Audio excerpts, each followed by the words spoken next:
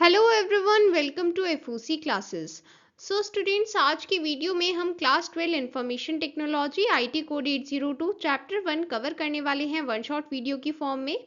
इससे पहले हमने chapter 1 database concepts RDBMS tool को 3 पार्ट्स में कवर किया था एंड हमने एक डिटेल डिस्कशन किया था सभी टॉपिक्स पर। एंड आज की वीडियो में हम इस चैप्टर को वन शॉट की फॉर्म में कवर करेंगे। So let us start today's video. Data की प्रोसेसिंग से हमें इंफॉर्मेशन मिलती है। ये फिगर बहुत इम्पॉर्टेंट है। एंड अगर आपसे पूछा जाता है डेटा क्या है, तो आप बताएंगे कि डेटा एक ऐसा कलेक्शन है जिसमें हम रॉ फैक्ट्स को कलेक्ट करते हैं। रॉ फैक्ट्स से मतलब है कि ऐसे फैक्ट्स हैं जिन्हें हमने सिंपली कलेक्ट कर लिया है बट कोई प्रोसेसिंग नहीं की है। जब हम इस डेटा को प्रोसेस करते हैं तब हमें इंफॉर्मेशन मिलती है एंड इसी को कहते हैं हम डेटा प्रोसेसिंग। मीन्स एक ऐसा प्रोसेस जहाँ पर हम डेटा को प्रोसेस करते हैं एंड वहाँ से इंफॉर्मेशन मिलती है। Then what is database? Database related data का ऐसा कलेक्शन है जिसे हम रिकॉर्ड करते हैं, मीन्स कलेक्ट करते हैं, ऑर्गेनाइज करते हैं। मीन्स ऐसा नहीं है कि डेटा कलेक्ट करना ही सिर्फ इम्पॉर्टेंट है। जब हमने डेटा को कलेक्ट कर लिया है तब हमें उसे एक सीक्वेंस में ऑर्गेनाइज भी करना होगा according to a specific criteria. And then हमें उसको इस तरह से ऑर्गेनाइज करना है कि उसमें से सर्चिंग आसानी से की जा सके। ऐसे कलेक्शन को हम कहते हैं डेटाबेस। देन यहाँ पर डेटाबेस की कुछ प्रॉपर्टीज़ गिवन है एंड हो सकता है 2 मार्क्स के क्वेश्चन में आपसे डेटाबेस की प्रॉपर्टीज़ पूछी जाए। आप कोई भी 2 प्रॉपर्टीज़ लर्न करेंगे। डेटाबेस रियल वर्ल्ड के कुछ एस्पेक्ट्स का एक रिप्रेजेंटेशन है एंड इसलिए हम इसको मिनी वर्ल्ड भी कहते हैं। देन जो भी डेटाबेस हम डिज़ाइन करते हैं उसका एक स्पेसिफिक पर्पस होता है।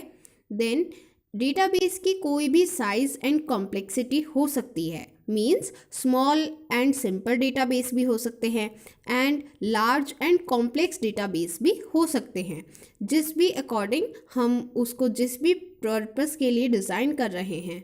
देन हम डेटाबेस को मैनुअली भी मेंटेन कर सकते हैं एंड कंप्यूटर की हेल्प से भी हम उसे मेंटेन कर सकते हैं।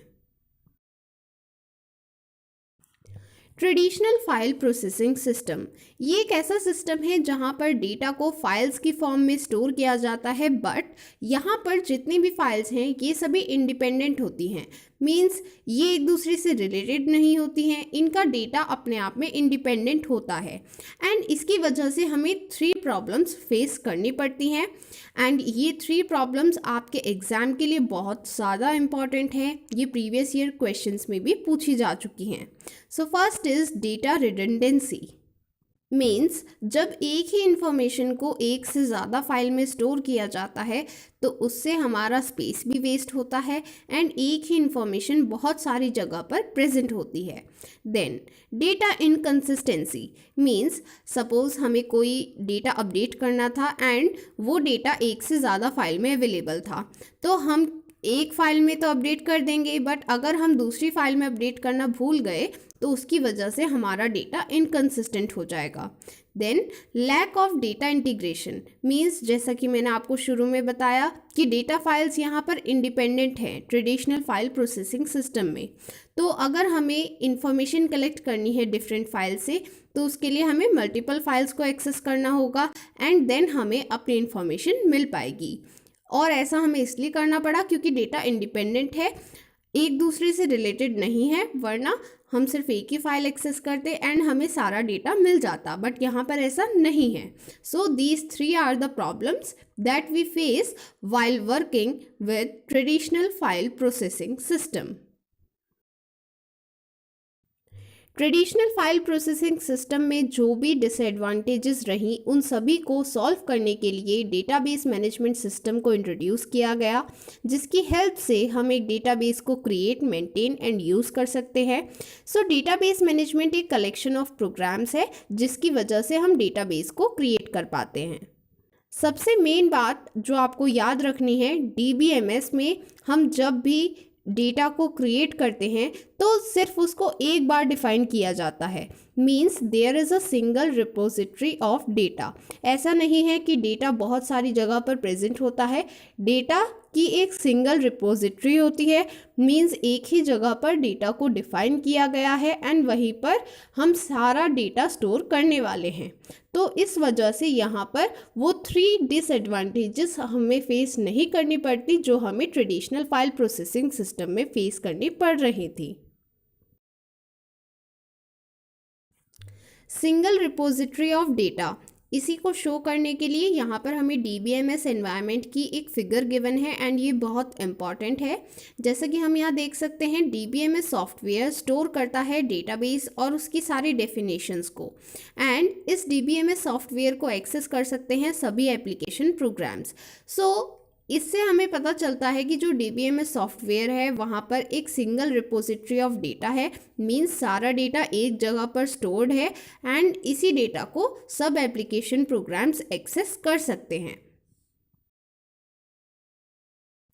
देन कुछ स्पेसिफिक ऑपरेशंस हैं जो कि हम डेटाबेस पर परफॉर्म कर सकते हैं, जैसे कि defining, populating, manipulating, sharing, protecting and maintaining. So defining के केस में हम जब भी डेटाबेस क्रिएट कर रहे हैं तो हमें डेटाबेस की डेफिनेशंस देनी है। मीन्स ये स्पेसिफाई करना है कि जो डेटा स्टोर होने वाला है उसका क्या डेटा टाइप होगा, एंड अगर वहाँ पर कोई कॉन्स्टेंट्स हैं तो वो भी वहाँ पर हमें स्पेसिफाई करने हैं। Then populating the database means वहाँ पर हमें डेटा स्टोर करना है। Then manipulating the database means हम अगर डेटाबेस में कोई चेंज करना चाहते हैं, कोई मॉडिफिकेशन करना चाहते हैं तो वो कर सकते हैं, डेटा रिट्राइव कर सकते हैं एंड रिपोर्ट्स जनरेट कर सकते हैं। देन शेयरिंग मीन्स डेटाबेस को एक टाइम पर मल्टीपल यूजर्स एक्सेस कर सकते हैं। प्रोटेक्टिंग मीन्स जो डेटाबेस है उसमें ऑलरेडी प्रोटेक्शन होती है बाकी सॉफ्टवेयर या फिर हार्डवेयर फेलियर से एंड कोई भी अनऑथराइज्ड एक्सेस से। Then maintaining the database means अगर हम कोई भी रिक्वायरमेंट चेंज कर रहे हैं तो डेटाबेस अपने आप को अडेप्टेबल रखता है एंड इजी टू अडेप्ट होता है। मीन्स अगर हमने कोई भी चेंज किया है तो वो इजीली उस चेंज को अडेप्ट कर लेगा। देन यहाँ पर हमें कुछ DBMS के एग्जाम्पल्स गिवन है, MySQL, Oracle, DB2, IMS, IDS। इस चैप्टर में हम बेसिकली MySQL को डिस्कस करने वाले हैं। Then characteristics of database management system. First is self-describing nature.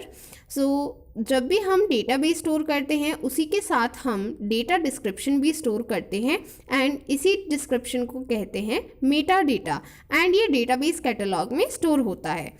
तो जब भी हम एक डेटाबेस सिस्टम की बात कर रहे हैं तो वहाँ पर डेटाबेस भी अवेलेबल है एंड जो डेटा है उसकी डिस्क्रिप्शन भी अवेलेबल है। तो इन टोटल जो डेटाबेस सिस्टम है वो खुद को प्रॉपर्ली डिस्क्राइब कर रहा है एंड हमें उसके लिए किसी और चीज़ को रेफ़र करने की ज़रूरत नहीं है। Then insulation between programs and data means जब भी हमें कोई चेंज करना है डेटा स्ट्रक्चर में तब हमें प्रोग्राम्स मॉडिफाई करने की कोई नीड नहीं है एंड इसी को कहते हैं program data independence. Then sharing of data means DBMS में एक ऐसा कंकरेंसी कंट्रोल सॉफ्टवेयर होता है जिसकी हेल्प से हम बहुत सारे users, multiple users same time पर डेटा एक्सेस कर सकते हैं एंड इनकन्सिस्टेंसी प्रॉब्लम्स नहीं आती हैं बिकॉज वहाँ पर कंकरेंसी कंट्रोल सॉफ्टवेयर अवेलेबल होता है। So these 3 are the characteristics of DBMS and यहाँ से क्वेश्चन आ सकता है। Then types of users of DBMS means DBMS को कौन यूज़र किस रिक्वायरमेंट के लिए एंड किस तरह से यूज़ करता है उसके बेसिस पर हमने 4 टाइप्स में यूज़र्स को क्लासीफाई किया है। फर्स्ट इज़ एंड यूज़र्स, जैसा कि नेम से इंडिकेट हो रहा है ये सबसे एंड में यूज़ करते हैं। मीन्स ये डेटाबेस को डिज़ाइन नहीं करेंगे बट उसमें क्वेरी करेंगे, मॉडिफाई करेंगे एंड डेटाबेस से रिपोर्ट्स जनरेट करेंगे। मीन्स ये DBMS को यूज़ करते हैं ताकि उनका काम हो पाए बट वो उसको डिज़ाइन नहीं करते हैं। डेटाबेस एडमिनिस्ट्रेटर मीन्स DBA सारी चीज़ों को एडमिनिस्टर करता है, मीन्स किसको एक्सेस प्रोवाइड करना है एंड किसे नहीं करना है, जो भी कोई यूज़ कर रहा है डेटाबेस को उसके यूज़ को मॉनिटर करना है, टेक्निकल सपोर्ट प्रोवाइड करना है and software and hardware resources को एक्वायर करने की रिस्पॉन्सिबिलिटी DBA की होती है। देन एप्लीकेशन प्रोग्रामर्स मीन्स ऐसे प्रोग्रामर्स जो कि एप्लीकेशन प्रोग्राम्स लिखेंगे हाई लेवल लैंग्वेजेस में सो दैट डेटाबेस के साथ इंटरेक्ट कर पाएँ। देन सिस्टम एनालिस्ट मीन्स जैसा नेम से पता लग रहा है ये चीज़ों को एनालाइज करेंगे। क्या एनालाइज करेंगे कि एंड यूज़र्स की क्या रिक्वायरमेंट है एंड उस रिक्वायरमेंट के अकॉर्डिंग वो स्पेसिफिकेशंस को डेवलप करते हैं। मींस एक टाइप से हम कह सकते हैं कि सिस्टम एनालिस्ट का एक बहुत बड़ा रोल होता है डेटाबेस डिज़ाइन में एंड वो सारे एस्पेक्ट्स को ध्यान में रखता है।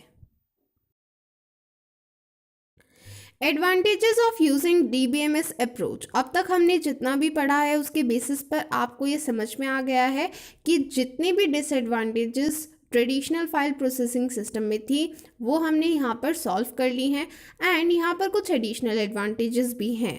तो वही एडवांटेजेस हमें यहाँ पर मेंशन करनी है। सबसे पहली है रिडक्शन इन रिडंडेंसी मींस हम सारा डेटा एक ही प्लेस पर स्टोर कर रहे हैं, एक सेंट्रल रिपोजिटरी है डेटा की, इस वजह से सेम डेटा रिपीट नहीं होता है एंड स्पेस भी बचता है जो स्टोरेज स्पेस है। देन इम्प्रूव्ड कंसिस्टेंसी, जैसा कि हम जानते हैं कि डेटा की एक सिंगल कॉपी है तो अगर उसे अपडेट किया जाएगा तो जो भी यूज़र्स उसे अपडेट कर रहे हैं तो बाकी यूज़र्स को भी वो अपडेटेड शो होगा। मीन्स ऐसा नहीं है कि एक यूज़र ने अपडेट कर दिया तो वो दूसरे यूज़र को शो नहीं होगा, वो चीज़ यहाँ पर नहीं है एंड इससे डेटा इनकन्सिस्टेंसी के चांसेस रिड्यूस हो जाते हैं।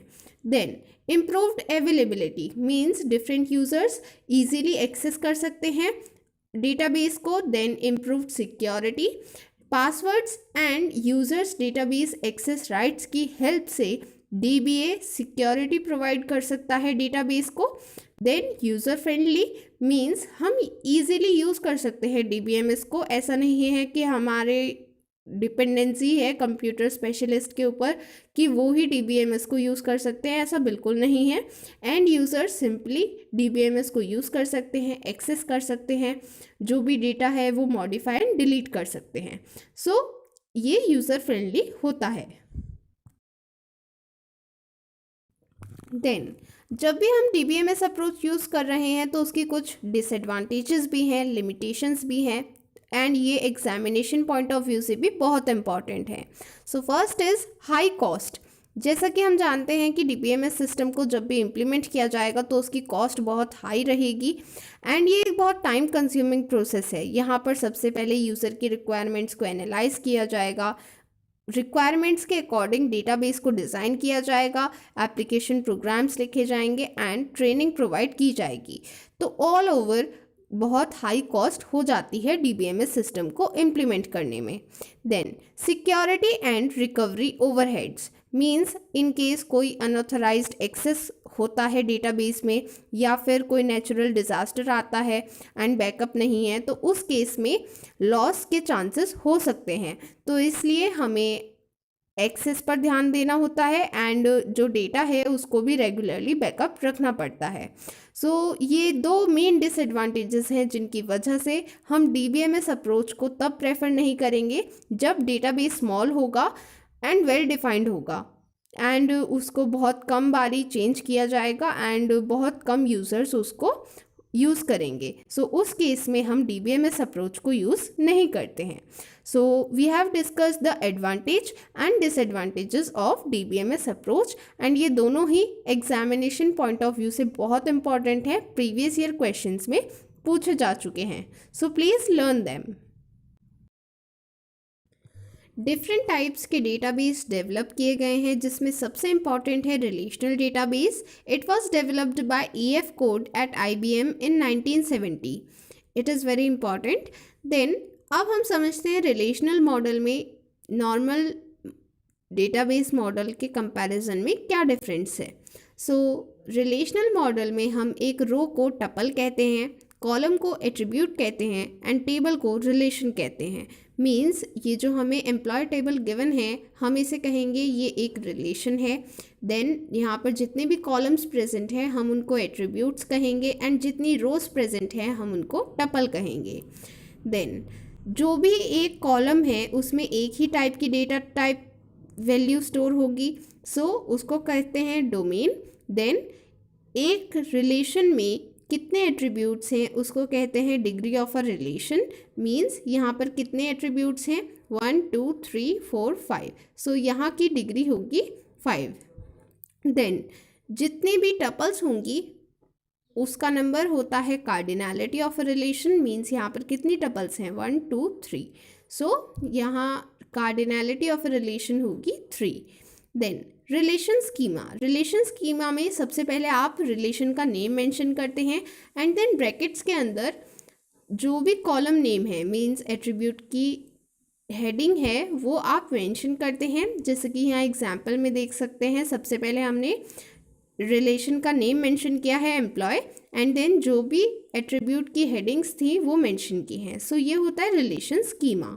देन रिलेशन स्टेट की बात करें तो जो भी सेट ऑफ टपल्स हमें गिवन है एक रिलेशन में वो सभी रिलेशन स्टेट में आते हैं। जैसे कि यहाँ पर हमें 3 टपल्स गिवन है, सो वो सभी हम यहाँ पर मेंशन करेंगे एंड उसी को हम कहेंगे relation state. So I hope आपको रिलेशनल मॉडल क्लियर है।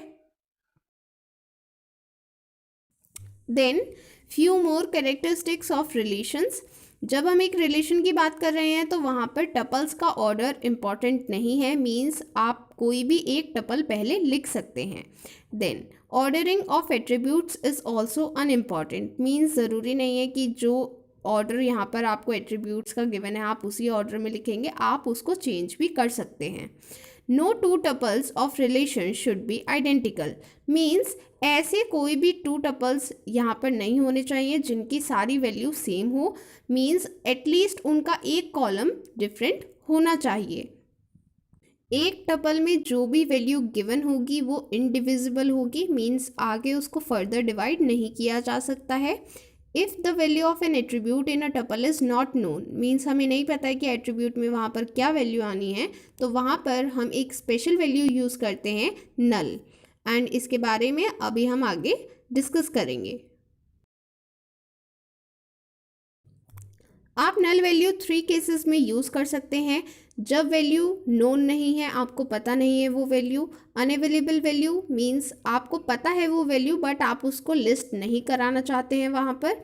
नॉट एप्लीकेबल मीन्स हो सकता है कि वो ऐसी वैल्यू है जो कि उस स्पेसिफिक क्राइटेरिया में एप्लीकेबल नहीं है, तो उस केस में आप नल यूज़ कर सकते हैं। एक ऐसा डीबीएमएस जो रिलेशनल मॉडल पर बेस्ड होता है उसे कहते हैं रिलेशनल डीबीएमएस या फिर आरडीबीएमएस। सो कुछ एग्जांपल्स हैं आरडीबीएमएस के, ओरेकल, माईसीक्वल, आईबीएम DB2, एंड इस चैप्टर में हमें माईसीक्वल को डिटेल में डिस्कस करना है।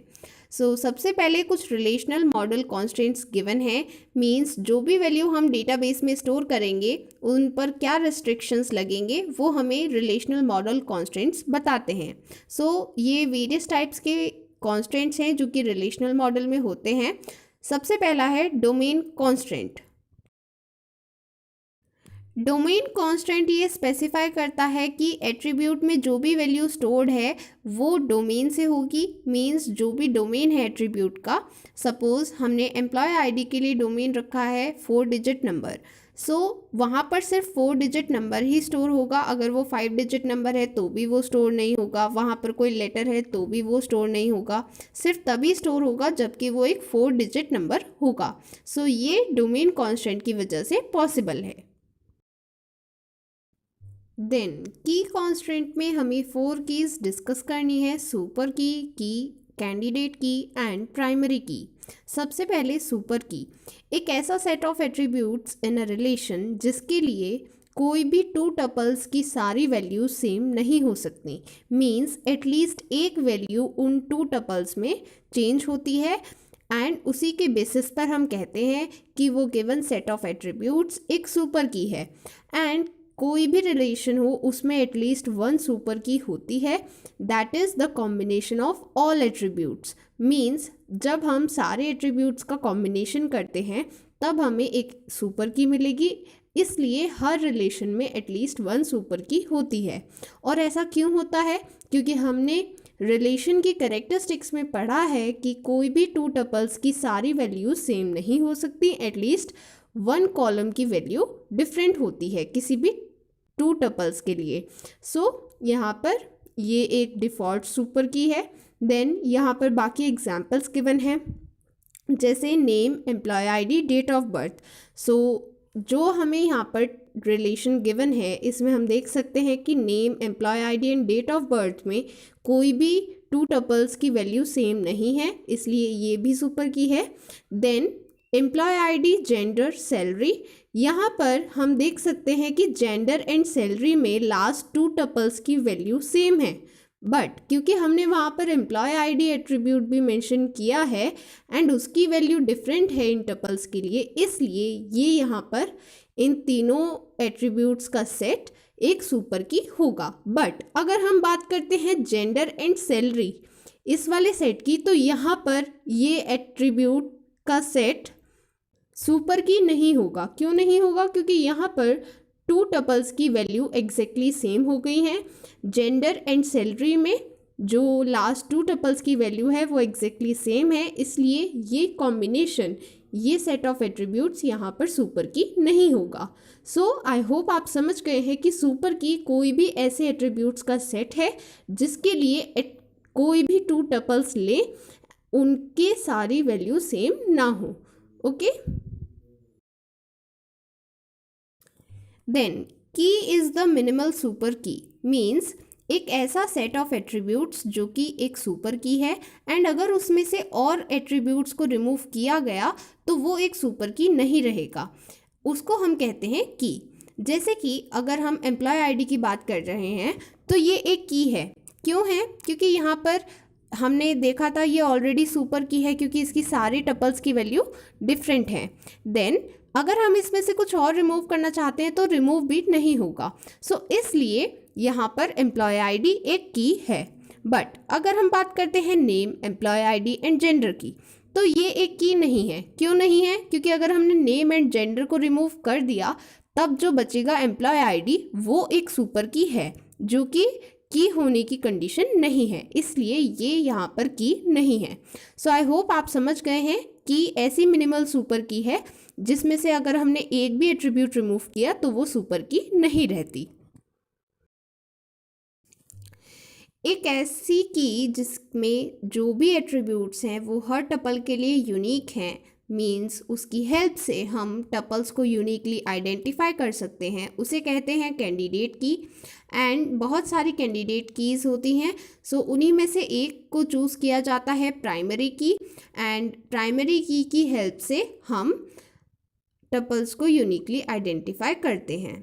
और जो कीज़ प्राइमरी की सेलेक्ट नहीं होती हैं वो होती हैं ऑल्टरनेट कीज़।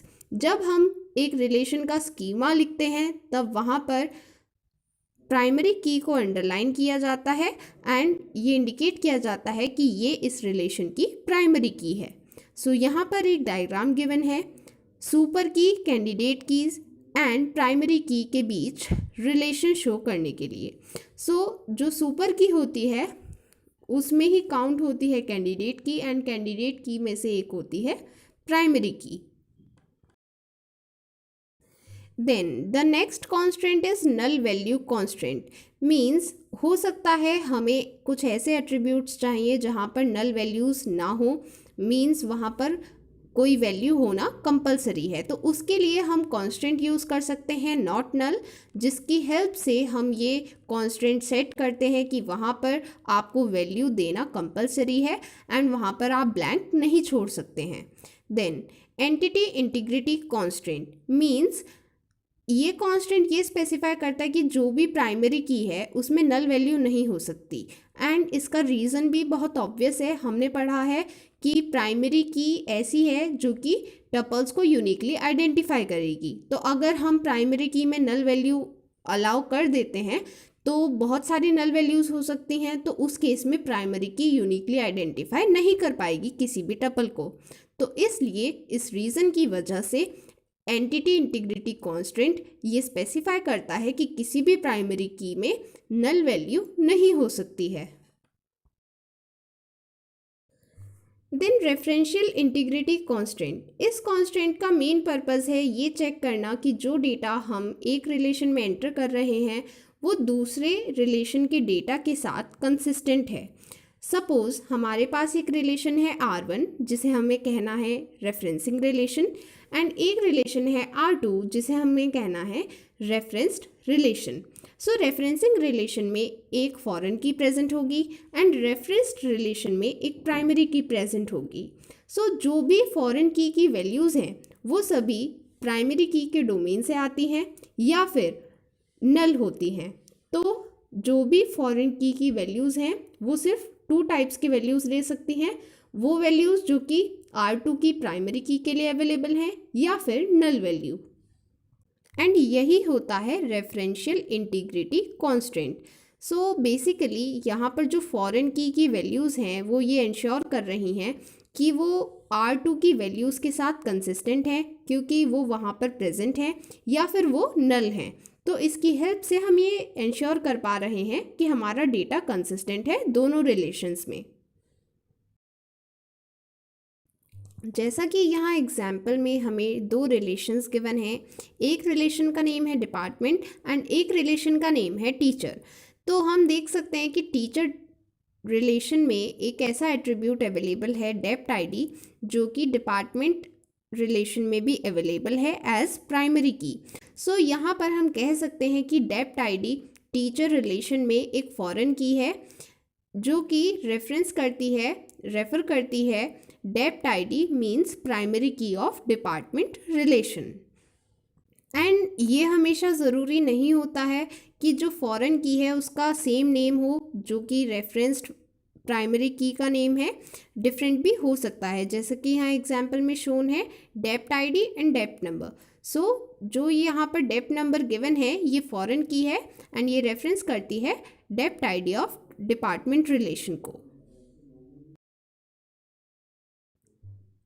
देन एक इम्पॉर्टेंट फैक्ट जो आपको याद रखना है, ज़रूरी नहीं है कि जो फॉरेन की है वो दूसरे रिलेशन में ही प्रेजेंट होगी। हो सकता है कि referencing and referenced relation same हो, मीन्स जो फॉरेन की है एंड प्राइमरी की है दोनों एक ही रिलेशन में प्रेजेंट हैं, जैसा कि यहाँ एग्जाम्पल में गिवन है। Structured query language, very very important topic, यहाँ से हमेशा क्वेश्चन आएगा ही आएगा। सो आपको ये टॉपिक बिल्कुल भी लीव नहीं करना है। यहाँ पर 2 टाइप्स की कमांड होंगी, DDL एंड DML, एंड दोनों ही टाइप्स की कमांड में से क्वेश्चन बनते हैं। So first of all structured query language क्या है? एक ऐसी लैंग्वेज जिसकी हेल्प से हम RDBMS में डेटा स्टोर करते हैं, उसको मैनेज करते हैं, एंड ये 2 टाइप्स की कमांड में होती है, या फिर हम कह सकते हैं इसमें 2 टाइप की लैंग्वेज होती हैं, data definition language and data manipulation language. So जैसे कि नेम इंडिकेट कर रहा है, डेटा डेफिनेशन लैंग्वेज वो लैंग्वेज है जिसकी हेल्प से हम डेटा के स्ट्रक्चर को डिफाइन कर रहे हैं एंड उस पर जो भी कॉन्स्टेंट्स लग रहे हैं वो डिफाइन कर रहे हैं। But DML means data manipulation language की हेल्प से हम डेटा इंसर्ट करते हैं, जो अवेलेबल डेटा है उसको मॉडिफाई एंड डिलीट करते हैं। सो इसके बाद प्रोसीजर गिवन है कि हमें SQL कैसे डाउनलोड करना है, इंस्टॉल करना है। सो उसके लिए आप वीडियो देख सकते हैं क्योंकि ये प्रैक्टिकल पोर्शन का पार्ट है, थ्योरी पोर्शन का पार्ट नहीं है। सो उसे हम यहाँ पर दोबारा डिस्कस नहीं करेंगे। आप वीडियो में डिटेल में देख सकते हैं कि किस तरह से आपको MySQL कम्युनिटी सर्वर डाउनलोड करना चाहिए। MySQL में आपको 2 बातें ध्यान रखनी है। सबसे पहली बात है MySQL is not case sensitive, means यहाँ पर आप कमांड कैपिटल लेटर्स में लिखते हैं या फिर स्मॉल लेटर्स में लिखते हैं उससे फ़र्क नहीं पड़ता है, दोनों ही बातें सेम हैं, तो ये केस सेंसिटिव नहीं होती है। And second important thing, all SQL statements should end with a semicolon. जैसे कि आप इंग्लिश में कोई भी स्टेटमेंट एंड करने के लिए फुल स्टॉप यूज़ करते हैं, उसी तरह से सीक्वल स्टेटमेंट को एंड करने के लिए सेमीकोलन यूज़ किया जाता है। आपको कोई भी स्टेटमेंट एंड करनी है तो आप सेमीकोलन पुट करते हैं। एग्ज़ाम में डायरेक्टली किसी भी कमांड का सिंटेक्स नहीं पूछा जाता है, बट उस कमांड का क्या यूज़ है एंड उस पर बेस्ड कोई क्वेश्चन दिया जाता है। मीन्स आपको कमांड लिखने को दी जाती है किसी भी क्वेश्चन पर बेस्ड, बट डायरेक्टली सिंटेक्स नहीं पूछा जाता है। बट आपको सिंटेक्स पता होना चाहिए क्योंकि उसी के बेसिस पर आप कोई भी क्वेश्चन सॉल्व कर सकते हैं। अगर आपको सिंटेक्स पता है तो आप किसी भी तरह का क्वेश्चन सॉल्व कर पाएंगे। So syntax is very important and use भी आपको लर्न करना है, और वो किस टाइप की कमांड है ये भी आपको पता होना चाहिए एंड आपको एग्जाम में मेंशन करना है, उसके भी मार्क्स मिलते हैं। सो सबसे पहली कमांड है क्रिएट टेबल कमांड। ये एक DDL कमांड है, मींस डेटा डेफिनेशन लैंग्वेज, क्योंकि यहाँ पर हम टेबल का स्ट्रक्चर एंड टेबल में जो भी कांस्टेंट स्पेसिफाई करने वाले हैं वो यहाँ पर मेंशन करते हैं। सो create table is a DDL command. सबसे पहले आपको मेंशन करना है कीवर्ड क्रिएट टेबल, उसके बाद आप टेबल नेम मेंशन करेंगे। जैसे कि मैंने आपको शुरू में बता दिया है कि MySQL केस सेंसिटिव नहीं है, आप कैपिटल लेटर्स में मेंशन करें या फिर स्मॉल लेटर्स में मेंशन करें, वो सेम टेक्स्ट की तरह ट्रीट होगा। देन उसके बाद पैरेंथेसिस में आपको कॉलम की डेफिनेशन प्रोवाइड करनी है, जिसमें सबसे पहले आप कॉलम नेम प्रोवाइड करते हैं, उसके बाद उसका डेटा टाइप प्रोवाइड करते हैं, एंड अगर वहाँ पर कोई कांस्टेंट है जैसे प्राइमरी की, नॉट नल या फिर कोई और कांस्टेंट है तो वो आप वहाँ पर स्पेसिफाई करते हैं। इसके बाद आप कॉमा लगाते हैं एंड देन नेक्स्ट कॉलम की डेफिनेशन देते हैं। जब आपने सारे कॉलम्स की डेफिनेशन दे दी है तब आप पैरेंथेसिस को क्लोज करेंगे एंड जैसे कि मैंने आपको बताया था सीक्वल स्टेटमेंट को एंड करने के लिए सेमीकोलन का यूज़ करेंगे। सो इस तरह से आप क्रिएट टेबल के लिए कमांड लिखते हैं। Then commonly use data types, यहाँ से लॉन्ग क्वेश्चन में 5 मार्क्स या फिर 3 मार्क्स का क्वेश्चन बन सकता है। सो यहाँ पर आपको पहले डेटा टाइप मेंशन करना है, उसका मीनिंग मेंशन करना है एंड साथ में एग्जांपल्स भी देने हैं। तो यहाँ पर मेन 5 डेटा टाइप्स गिवन है। कैर जो कि फिक्स्ड लेंथ करेक्टर स्ट्रिंग को शो करते हैं, मीन्स जब हमें पता है कि एग्जैक्टली कितने करेक्टर्स यूज़ होंगे तब हम ये डेटा टाइप यूज़ करते हैं। देन वेर कैर, यहाँ पर हम वेरिएबल लेंथ करेक्टर स्ट्रिंग के लिए यूज़ करते हैं, मीन्स जब हमें एग्जैक्टली नहीं पता कि एग्जैक्टली कितने लेंथ करेक्टर होंगे तब हम वेर कैर यूज़ करेंगे।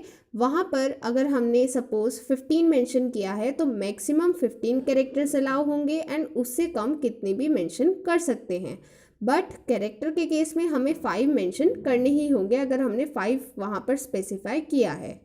देन डेट मीन्स अगर हमें डेट मेंशन करनी है उसके लिए हम डेट डेटा टाइप यूज़ करते हैं एंड इसका फॉर्मेट होता है।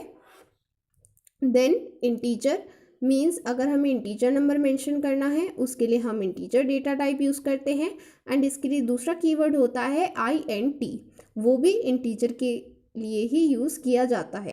देन डेसिमल, अगर हमें डेसिमल वैल्यूज़ यूज़ करनी है, यहाँ पैरेंथेसिस में M इंडिकेट करता है number of significant digits, means जो भी डेसिमल वैल्यू हम एंटर कर रहे हैं वहाँ पर सिग्निफिकेंट डिजिट्स कितनी है वो हमें यहाँ पर मेंशन करना है, एंड D इंडिकेट करेगा कि डेसिमल पॉइंट के बाद कितने डिजिट्स मेंशन करने हैं। सो उसके अकॉर्डिंग हम डेसिमल वैल्यू को लिख सकते हैं। अगर डेसिमल पॉइंट नहीं है, मीन्स जो डेसिमल पार्ट है वो उस वैल्यू में प्रेजेंट नहीं है, तो हम D को मेंशन नहीं करेंगे। डिस्क्रिप्शन में एक वीडियो का लिंक गिवन है जिसमें मैंने MySQL की सभी कमांड्स का एक प्रैक्टिकल वीडियो बनाया है एंड वहाँ पर मैंने सारी MySQL कमांड्स एग्जीक्यूट करके दिखाई हैं MySQL में। सो उसमें आपको बहुत अच्छे से ये सारी कमांड समझ में आ जाएंगी क्योंकि वहाँ पर कमांड्स भी हैं, एग्जाम्पल्स भी हैं एंड उनके आउटपुट्स भी शो किए गए हैं एग्जीक्यूट करके। सो आपको वो वीडियो ज़रूर देखनी चाहिए, उसकी हेल्प से ही आपको अच्छे से समझ में आ पाएगा। तो पहले आप जाके वो वीडियो देखिए एंड उसके बाद ये वीडियो देखना कंटिन्यू कीजिए। क्रिएट डेटाबेस, ये कमांड हम तब यूज़ करेंगे जब हमें एक न्यू डेटाबेस क्रिएट करना है। एंड यहाँ पर सबसे पहले हम क्रिएट डेटाबेस कीवर्ड मेंशन करेंगे एंड देन डेटाबेस का नेम मेंशन करेंगे, फिर उसके बाद सेमीकोलन पुट करेंगे। देन अगर हमें ये चेक करना है कि करंटली कितने डेटाबेस एग्जिस्ट कर रहे हैं, उसके लिए हम यूज़ करेंगे शो डेटाबेसेस कमांड। सो यहाँ पर आप सिंपली मेंशन करेंगे शो डेटाबेसेस सेमीकोलन। सो इसकी हेल्प से आप देख सकते हैं कि उस टाइम सर्वर पर कितने डेटाबेस प्रेजेंट हैं।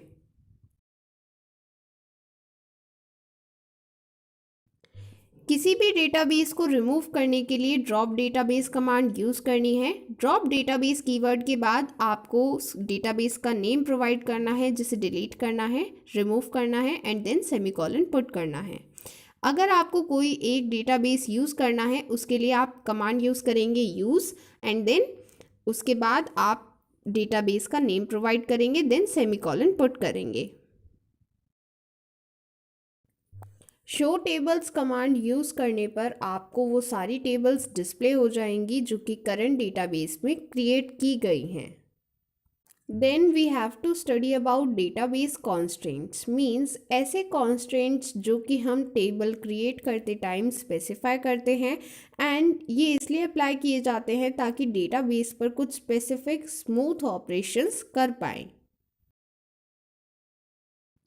नॉट नल कॉन्स्ट्रेंट तब यूज़ करते हैं जब एक एट्रीब्यूट में नल वैल्यूज़ परमिटेड नहीं होती, मीन्स उस एट्रीब्यूट में कोई एक वैल्यू होनी ज़रूरी है एंड वो वैल्यू नल नहीं होती है। उस केस में हम नॉट नल कॉन्स्ट्रेंट यूज़ करते हैं। जैसे कि एग्जाम्पल गिवन है, हमें फर्स्ट नेम नल नहीं रखना है, इसलिए हम यहाँ पर क्रिएट टेबल कमांड में ये स्पेसिफाई करेंगे कि ये कॉलम नॉट नल है, मीन्स यहाँ पर नल वैल्यूज एक्सेप्टेड नहीं है। डिफ़ॉल्ट कॉन्स्ट्रेंट, जब भी कोई भी यूज़र एट्रीब्यूट की कोई वैल्यू एम्प्टी लीव करता है, मीन्स वहाँ पर वैल्यू एंटर नहीं करता है, उस केस में डिफ़ॉल्ट वैल्यू यूज़ की जाती है। एंड ये डिफ़ॉल्ट वैल्यू हम कैसे स्पेसिफाई करते हैं, जब हम क्रिएट टेबल कमांड लिख रहे हैं तब जिस भी कॉलम के लिए हमें डिफ़ॉल्ट वैल्यू देनी है उसके डेटा टाइप के आगे हम मेंशन कर सकते हैं कि उसकी डिफ़ॉल्ट वैल्यू क्या है। हमें सबसे पहले डिफ़ॉल्ट कीवर्ड देना है एंड देन उसकी डिफ़ॉल्ट वैल्यू देनी है। सो यहाँ पर एग्जाम्पल में हमने सैलरी कॉलम के लिए 40,000 डिफ़ॉल्ट वैल्यू प्रोवाइड की है, मीन्स जब भी हम किसी सैलरी कॉलम को ब्लैंक लीव करेंगे तब वहाँ पर ऑटोमेटिकली 40,000 वैल्यू अपने आप आ जाएगी। एंड इसी चीज़ को हम डिस्क्राइब कमांड से चेक कर सकते हैं। अगर हमें ये देखना है कि एक टेबल का स्ट्रक्चर एंड उसकी डिस्क्रिप्शन कैसी है, उसके लिए हम डिस्क्राइब कमांड यूज़ करते हैं, जिसके लिए हम कीवर्ड यूज़ करते हैं DESC एंड उसके बाद टेबल नेम प्रोवाइड करते हैं, देन सेमीकोलन। सो इसकी हेल्प से आप देख सकते हैं कि टेबल की डिस्क्रिप्शन आपको शो हो रही है। एंड यहाँ पर डिफ़ॉल्ट कॉलम में आप देख सकते हैं सैलरी कॉलम के लिए 40,000 वैल्यू शो हो रही है। देन चेक कॉन्स्ट्रेंट, जैसा कि नेम इंडिकेट कर रहा है, ये चेक करने के लिए यूज़ होता है। मीन्स जब भी हमें किसी एट्रीब्यूट की वैल्यूज़ को रेस्ट्रिक्ट करना है एक रेंज में, तब हम चेक कॉन्स्टेंट यूज़ करेंगे। जैसे सपोज़ इस एग्जाम्पल में हमें डेप्थ नंबर को रेस्ट्रिक्ट करना है कि वो 110 से ज़्यादा ना हो, तो उस केस में हमने इस कॉलम की डेफिनेशन के बाद चेक कॉन्स्टेंट प्रोवाइड किया है। चेक कीवर्ड के बाद पैरेंथेसिस में हमने वो कंडीशन स्पेसिफाई की है, डेप्थ नंबर लेस देन और इक्वल टू 110। इसका मतलब है कि हमने यहाँ पर चेक कॉन्स्टेंट की हेल्प से जो वैल्यूज़ थी वो रेस्ट्रिक्ट कर दी एक रेंज में। एंड सपोज़ कोई ऐसे 2 एट्रीब्यूट्स हैं जिनका सेम डेटा टाइप है, तो आप उन्हें कंपेयर भी कर सकते हैं यूजिंग चेक कॉन्स्टेंट।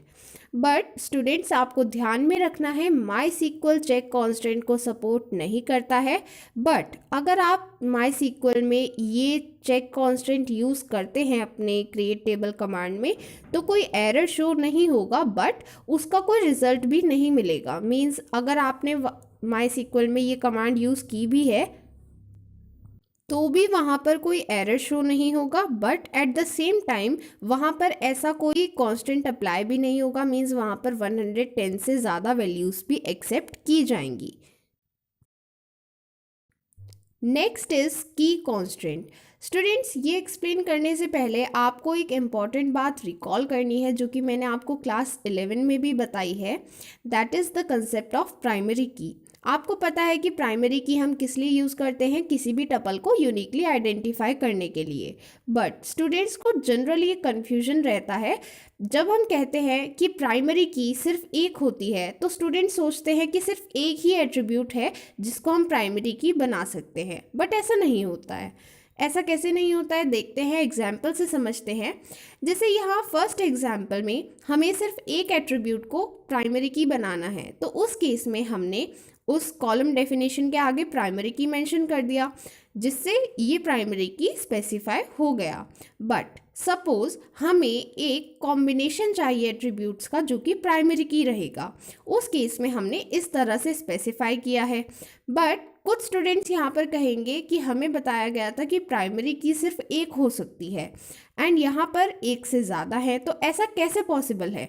तो स्टूडेंट्स, आप प्लीज़ ये बात ध्यान में रखें कि प्राइमरी की सिर्फ एक होती है, बट उसमें जितने कॉलम्स, जितने एट्रीब्यूट्स हो सकते हैं वो उसकी काउंटिंग स्पेसिफाइड नहीं होती। मीन्स हम वहाँ पर एक कॉम्बिनेशन यूज़ करते हैं। कॉम्बिनेशन तो एक ही है, यहाँ पर आप ध्यान से देखें, यहाँ पर हमने प्राइमरी की के आगे कितने कॉम्बिनेशन यूज़ किए हैं, एक कॉम्बिनेशन है ये, तो इसका मतलब है कि हमारे पास एक प्राइमरी की है।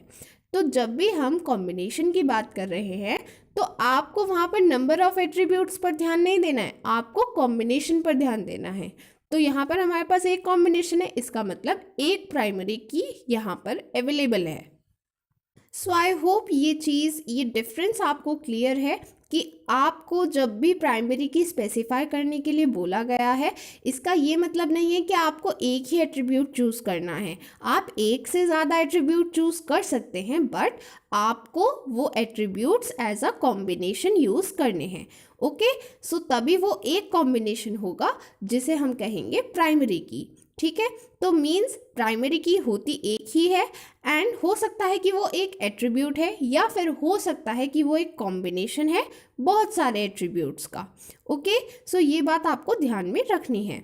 एंड अगर वो एक ही एट्रीब्यूट है तो उस केस में हम इस तरह से स्पेसिफाई करेंगे प्राइमरी की कॉन्स्ट्रेंट, एंड अगर वो बहुत सारे कॉलम्स हैं तब उसका कॉम्बिनेशन हम इस तरह से प्राइमरी की स्पेसिफाई करेंगे। एंड क्योंकि हमने पढ़ा था कि primary keys by default not null होती हैं, इसलिए हमें सेपरेटली मेंशन करने की ज़रूरत नहीं है। Then next is referential integrity constant. हमने इसके बारे में डिटेल में डिस्कस किया है थोड़ी देर पहले। अब हम यहाँ पर एग्जाम्पल की हेल्प से समझेंगे कि किस तरह से हम इसके लिए कमांड यूज़ करते हैं। यहाँ पर सबसे पहले जो हमें कमांड लिखनी है वो होगी रेफरेंस्ड रिलेशन के लिए, मीन्स जहाँ पर वो प्राइमरी की अवेलेबल है। तो यहाँ पर जो प्राइमरी की अवेलेबल है वो है डिपार्टमेंट टेबल में, means department table is the referenced relation. हमने यहाँ पर डिपार्टमेंट टेबल के लिए क्रिएट टेबल कमांड यूज़ की है एंड वहाँ पर प्राइमरी की कौन सी है, डेप्थ आईडी। देन हमें रेफरेंसिंग रिलेशन क्रिएट करना है जो कि है टीचर टेबल। यहाँ पर हमने, आप लास्ट में देख सकते हैं, फॉरेन की को स्पेसिफाई किया है। किस तरह से हमने फॉरेन की कीवर्ड यूज़ किया, देन पैरेंथेसिस के अंदर हमने वो कॉलम, वो एट्रीब्यूट स्पेसिफाई किया जो कि फॉरेन की है। देन हमने रेफरेंसेस कीवर्ड यूज़ किया एंड वो टेबल नेम स्पेसिफाई किया जो रेफरेंस रिलेशन है। एंड ब्रैकेट में मींस पैरेंथेसिस में हमने वो कॉलम स्पेसिफाई किया है, वो एट्रीब्यूट स्पेसिफाई किया है जो रेफरेंस रिलेशन में प्राइमरी की है। जैसा आप यहाँ पर देख सकते हैं, डिपार्टमेंट टेबल की प्राइमरी की डेप्थ आईडी है, तो वो चीज़ हमने यहाँ पर स्पेसिफाई की है। तो इस पूरी लाइन का मतलब क्या है कि इस टेबल की फॉरेन की है डेप्थ नंबर, एंड ये किस चीज़ को रेफरेंस करती है, ये डिपार्टमेंट टेबल की डेप्थ आईडी प्राइमरी की को रेफरेंस करती है। MUL कीवर्ड इंडिकेट करता है कि कोई भी वैल्यू किसी कॉलम के अंदर मल्टीपल टाइम्स अकर कर सकती है। यहाँ पर फिगर में आप देख सकते हैं डेप्थ नंबर के लिए MUL कीवर्ड यूज्ड है। ये क्यों है? क्योंकि ये एक फॉरेन की है एंड जैसे कि हमने डिस्कस किया था, फॉरेन की में जो भी वैल्यूज़ आएंगी वो प्राइमरी की के डोमेन से आ सकती हैं या फिर नल वैल्यूज़ हो सकती हैं। तो इसलिए यहाँ पर फॉरेन की होने की वजह से डेप्थ नंबर में मल्टीपल अक्रेंसेस देखने को मिल सकती हैं किसी भी वैल्यू की। देन आपको एक बात ध्यान में रखनी है, रेफरेंस टेबल को हमेशा पहले क्रिएट करना है रेफरेंसिंग रिलेशन से, जो कि मैंने आपको एग्जाम्पल के टाइम भी बताया कि जब तक आप रेफरेंस रिलेशन क्रिएट नहीं करेंगे तब तक आप रेफरेंसिंग रिलेशन क्रिएट नहीं कर सकते। क्यों नहीं कर सकते? क्योंकि अगर आपने सपोज पहले रेफरेंसिंग रिलेशन क्रिएट कर भी दिया तो आप वहाँ पर रेफरेंस रिलेशन का नेम देंगे, तो आपने तो ये क्रिएट किया ही नहीं है, तो आप किस चीज़ का नेम देंगे? एंड अगर आपने नेम दे भी दिया कोई इमेजिनेशन से तो वो एरर शो कर देगा, क्योंकि ये ऐसा कोई रिलेशन अभी तक आपने क्रिएट किया ही नहीं है। तो इसलिए आपको हमेशा पहले रेफरेंस टेबल क्रिएट करनी होती है। देन हमने जैसा पढ़ा कि हमने फॉरेन की क्रिएट की है, हमने प्राइमरी की क्रिएट की है। यहाँ पर हो सकता है कि जब हम फॉरेन की एट्रीब्यूट की वैल्यू या फिर प्राइमरी की एट्रीब्यूट की वैल्यू चेंज करें तो कुछ ऐसा चेंज हो जाए जो कि हमें ध्यान में ना रहे एंड रेफरेंशियल इंटीग्रिटी कांस्टेंट वहाँ पर वायलेट हो जाए। मींस रेफरेंशियल इंटीग्रिटी कांस्टेंट के जो रूल्स हैं वो वहाँ पर फॉलो ना हो। तो उस केस में क्या एक्शन लेना है वो चीज़ें हम स्पेसिफाई करते हैं इन दो कमांड से, on delete, on update. And कौन कौन से एक्शंस हम लेते हैं? Set null, cascade and restrict. Students, इस चीज़ पर बेस्ड प्रीवियस ईयर क्वेश्चंस आ चुके हैं बोर्ड एग्जाम में। आपको ये दोनों कमांड्स पता होनी चाहिए एंड क्या क्या एक्शंस लिए जाते हैं ये पता होना चाहिए। एंड ऑफकोर्सली इनके क्या क्या फंक्शंस हैं वो भी पूछे जा सकते हैं।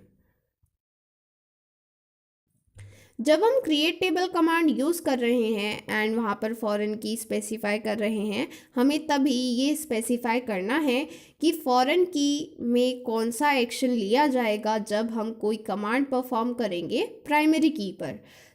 जैसे कि यहाँ पर हम देख सकते हैं हमने स्पेसिफाई की है यहाँ पर फॉरेन की एंड रेफरेंस रिलेशन भी स्पेसिफाई किया है, उसकी प्राइमरी की भी स्पेसिफाई की है। उसके बाद हमने कमांड दी है ऑन डिलीट। मींस अगर हम डेप्थ आईडी की कोई वैल्यू डिलीट करते हैं तो उस केस में फॉरेन की मींस डेप्थ नंबर के साथ क्या एक्शन लिया जाएगा? वहाँ पर नल वैल्यू सेट हो जाएगी। एंड ऑन अपडेट के साथ क्या एक्शन लिया जाएगा? मींस अगर हमने डेप्थ आईडी को अपडेट किया तो डेप्थ नंबर में क्या एक्शन लिया जाएगा?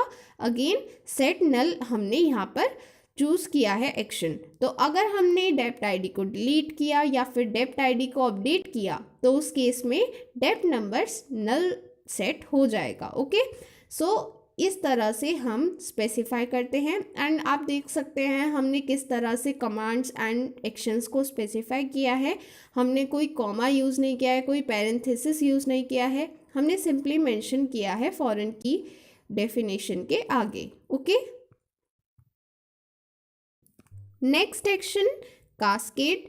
जब भी हम कास्केड एक्शन यूज़ कर रहे हैं, सपोज़ हमने डिलीट कमांड के साथ कास्केड यूज़ किया है, इसका मतलब है कि अगर हमने डेप्थ आईडी को डिलीट किया, डिलीट करने का मतलब है कि हमने पूरी एक रो डिलीट की है, तो उसका मतलब है कि डेप्थ नंबर में जो करेस्पॉन्डिंग रो है वो भी डिलीट हो जाएगी। कास्केड एक्शन से हम ये चीज़ स्पेसिफाई करते हैं। देन अगर हमने अपडेट कमांड के साथ कास्केड को यूज़ किया है, इसका मतलब है कि डेप्थ आईडी में हमने जो भी चेंज किया है वो डेप्थ नंबर में भी रिफ्लेक्ट हो जाना चाहिए। तो ये चीज़ हम कास्केड एक्शन की हेल्प से स्पेसिफाई करते हैं। Then next is restrict option. ये हम तब यूज़ करते हैं जब हमें प्राइमरी की के साथ डिलीट ऑपरेशन या फिर अपडेट ऑपरेशन परफॉर्म नहीं करना है किसी भी केस में। अगर हमने ये स्पेसिफाई कर दिया है on delete restrict, on update restrict, इसका मतलब है कि जब भी हम कोई वैल्यू डेप्थ आईडी में डिलीट करना चाहेंगे या फिर अपडेट करना चाहेंगे तो वहाँ पर वो एक्शन परफॉर्म नहीं होगा, रिजेक्ट कर दिया जाएगा। क्यों रिजेक्ट कर दिया जाएगा? क्योंकि यहाँ पर हमने रेस्ट्रिक्ट ऑप्शन यूज़ किया है। Next topic is self referencing tables. Students, ये बहुत इंपॉर्टेंट टॉपिक है, प्रीवियस ईयर में क्वेश्चन आया है इससे एंड एग्जाम्पल के साथ पूछा गया है। सो आपको पता होना चाहिए सेल्फ रेफरेंसिंग टेबल क्या होती है। एक ऐसी टेबल जिसमें फॉरेन की कॉन्स्टेंट जो कॉलम्स रेफर करेगा वो उसी टेबल में अवेलेबल होंगे जिसमें फॉरेन की अवेलेबल है। Means reference relation and referencing relation both are same. So यहाँ पर एग्जाम्पल के लिए गिवन है, यहाँ पर सबसे पहले हमने टेबल क्रिएट की है एम्प्लॉय, देन उसकी प्राइमरी की स्पेसिफाई की है एंड एक और कॉलम है मैनेजर आईडी। सो हमें मैनेजर आईडी को फॉरेन की बनाना है एंड ये किस चीज़ को रेफ़र करेगी, ये इसी टेबल की प्राइमरी की को रेफ़र करेगी। सो यहाँ पर आप देख सकते हैं फॉरेन की कीवर्ड के बाद पैरेंथेसिस में हमने फॉरेन की स्पेसिफाई की है। देन रेफरेंसेस कीवर्ड के बाद हमने इसी रिलेशन का नेम मेंशन किया है क्योंकि यहाँ पर ये सेल्फ रेफरेंसिंग टेबल है एंड उसके आगे हमने पैरेंथेसिस में इसी रिलेशन की प्राइमरी की को स्पेसिफाई किया है। सो इस तरीके से हमें सेल्फ रेफरेंसिंग टेबल को स्पेसिफाई करना होता है। Next topic is naming of constraints. Create table command में हम कॉन्स्ट्रेंट्स का नेम भी स्पेसिफाई कर सकते हैं। इसका ये एडवांटेज रहता है कि जब भी हम उस कॉन्स्टेंट को डिलीट या फिर अपडेट करेंगे तो वो बहुत इजी रहेगा ऑल्टर टेबल कमांड की हेल्प से। तो यहाँ पर जब भी हमें कोई कॉन्स्टेंट स्पेसिफाई करना है तो सबसे पहले हम क्रिएट टेबल कमांड में जो भी हमें कॉलम्स डिफ़ाइन करने हैं वो सभी कॉलम्स डिफ़ाइन करेंगे and then constant keyword use करेंगे। उसके बाद कॉन्स्टेंट का नेम देंगे एंड उस कॉन्स्टेंट की क्या स्पेसिफिकेशन है, जैसे वो प्राइमरी की है, फॉरेन की है या फिर जो भी उस कॉन्स्टेंट की स्पेसिफिकेशन है वो वहाँ पर देते हैं। सो यहाँ पर हमने ये दो कॉन्स्टेंट्स नेम किए हैं। Next is drop table command. It is also a DDL command. यहाँ पर हम ये कमांड तब यूज़ करेंगे जब हमें कोई टेबल डिलीट करनी है, मींस उस टेबल का स्ट्रक्चर डिलीट करना है। सो जैसा यहाँ एग्जांपल में शोन है, हमें डिपार्टमेंट टेबल अगर डिलीट करनी है तो उसके लिए सबसे पहले हम ड्रॉप टेबल कीवर्ड यूज़ करेंगे एंड देन टेबल का नेम प्रोवाइड करेंगे, देन सेमीकोलन। बट अगर ये टेबल एक रेफरेंस रिलेशन है, एक रेफरेंस टेबल है, उस केस में एरर शो हो जाएगा क्योंकि ये एक रेफरेंस रिलेशन है एंड रेफरेंस रिलेशन डिलीट नहीं हो सकता है। But yes, referencing relation delete हो सकता है, इसलिए जब हमने यहाँ पर टीचर टेबल को डिलीट किया है तो वो डिलीट हो गई है एंड टीचर टेबल को डिलीट करने के बाद हम department table means reference relation को डिलीट कर सकते हैं। सो आई होप ये बात आपको क्लियर है। अगर आपको रेफरेंस्ड एंड रेफरेंसिंग रिलेशन को डिलीट करना है तो सबसे पहले आप कौन सी टेबल डिलीट करेंगे, रेफरेंसिंग रिलेशन, एंड उसके बाद ही आप रेफरेंस्ड रिलेशन को डिलीट कर सकते हैं। अगर आपने पहले किया तो एरर शो हो जाता है। देन ऑल्टर टेबल कमांड, ये हम तब यूज़ करते हैं जब हमने क्रिएट टेबल कमांड की हेल्प से टेबल का स्ट्रक्चर क्रिएट कर दिया है बट उसके बाद हमें उस स्ट्रक्चर में कुछ मॉडिफिकेशंस करने हैं, कोई ऐसा डेटा है, कोई ऐसा स्ट्रक्चर है जो हमें मॉडिफाई करना है। जैसे कि हमें कोई अगर कॉलम ऐड करना है तो हम कमांड देंगे alter table, then table name, then add keyword use करेंगे एंड उसके बाद कॉलम नेम स्पेसिफाई करेंगे एंड देन कॉलम का डेटा टाइप स्पेसिफाई करेंगे, देन सेमीकोलन। देन अगर हमें कोई कॉलम डिलीट करना है उसके लिए भी हम ऑल्टर टेबल कमांड यूज़ करेंगे, देन हम टेबल नेम प्रोवाइड करेंगे, देन ड्रॉप कीवर्ड यूज़ करेंगे एंड जो भी कॉलम हमें डिलीट करना है उसका नेम यहाँ पर प्रोवाइड करेंगे। यहाँ पर डेटा टाइप प्रोवाइड नहीं करना है। ऑल्टर टेबल कमांड की हेल्प से आप कॉलम की डेफिनेशन को ऑल्टर मीन्स चेंज भी कर सकते हैं। जैसे यहाँ पर हमने डिफ़ॉल्ट वैल्यू को ड्रॉप किया है, सबसे पहले मीन्स डिलीट किया है एंड देन एक न्यू वैल्यू सेट की है, उसके लिए भी हमने ऑल्टर टेबल कमांड यूज़ की है। सो यहाँ पर सबसे पहले हमने ड्रॉप करने के लिए ऑल्टर टेबल कीवर्ड यूज़ किया, देन टेबल नेम प्रोवाइड किया, देन ऑल्टर कीवर्ड के साथ हमने वो कॉलम नेम स्पेसिफाई किया जहाँ पर हमें डिफ़ॉल्ट वैल्यू ड्रॉप करनी है। देन ड्रॉप कीवर्ड के आगे हमें वो कॉन्स्ट्रेंट स्पेसिफाई करना है जिसे हमें डिलीट करना है। देन नेक्स्ट कमांड के लिए हमें क्या करना है, हमें एक न्यू डिफ़ॉल्ट वैल्यू चाहिए। उसके लिए हम सेट कीवर्ड यूज़ करेंगे एंड जो कांस्टेंट है उसकी वैल्यू स्पेसिफाई करेंगे। ऑल्टर टेबल कमांड की हेल्प से हम कीज़ भी ड्रॉप करते हैं। जैसे यहाँ पर हमने फॉरेन की ड्रॉप करने के लिए सबसे पहले ऑल्टर टेबल कीवर्ड यूज़ किया, देन टेबल नेम प्रोवाइड किया, ड्रॉप कीवर्ड के आगे हमने कांस्टेंट स्पेसिफाई किया एंड देन कांस्टेंट नेम। सो यहाँ पर ये फॉरेन की डिलीट हो जाएगी।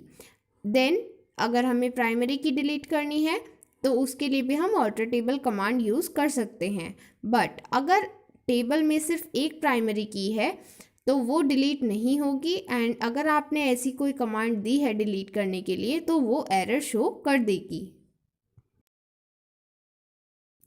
देन अगर आपको कोई न्यू कॉन्स्टेंट ऐड करना है उसके लिए भी आप ऑल्टर टेबल कमांड की हेल्प से न्यू कॉन्स्टेंट ऐड कर सकते हैं।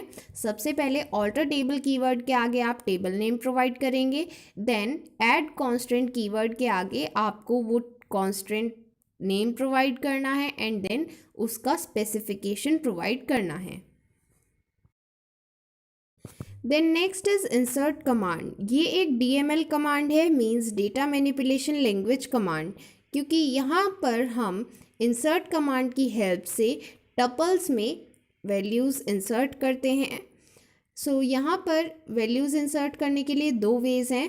फर्स्ट वे में अगर आपको वैल्यूज़ उसी ऑर्डर में इंसर्ट करनी है जिस ऑर्डर में आपने कॉलम्स क्रिएट किए थे क्रिएट टेबल कमांड की हेल्प से, तो आप सबसे पहले इंसर्ट इनटू कीवर्ड यूज़ करेंगे, then teacher means table name provide करेंगे, देन वैल्यूज़ कीवर्ड के बाद पैरेंथेसिस में सारी वैल्यूज़ कॉमा पुट करके प्रोवाइड करेंगे।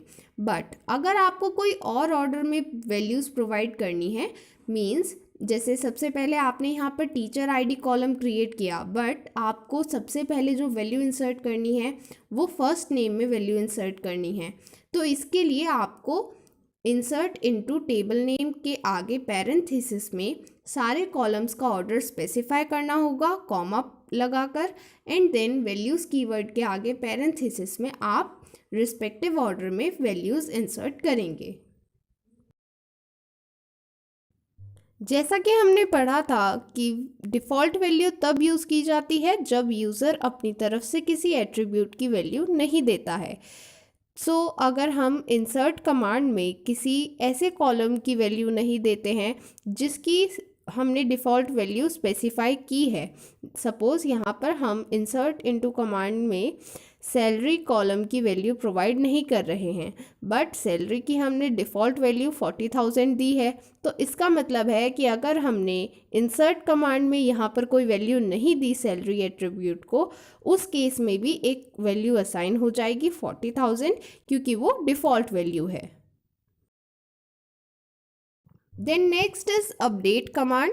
ये भी एक DML कमांड है, means data manipulation language command, क्योंकि यहाँ पर हम एक या एक से ज़्यादा एट्रीब्यूट की वैल्यूज़ को चेंज करते हैं। सो यहाँ पर हम अपडेट कमांड यूज़ करेंगे। अपडेट कीवर्ड के साथ टेबल का नेम प्रोवाइड करना है। देन यहाँ पर हमें दो क्लॉज यूज़ करने हैं, एक होता है सेट क्लॉज और एक होता है वेयर क्लॉज। तो सेट क्लॉज में हम ये स्पेसिफाई कर रहे हैं कि हमें एग्जैक्टली क्या चेंज करना है एंड वेयर क्लॉज में हमें ये स्पेसिफाई करना है कि हमें कहाँ पर चेंज करना है, मींस वहाँ पर क्या कंडीशन सेटिस्फाइड होनी चाहिए।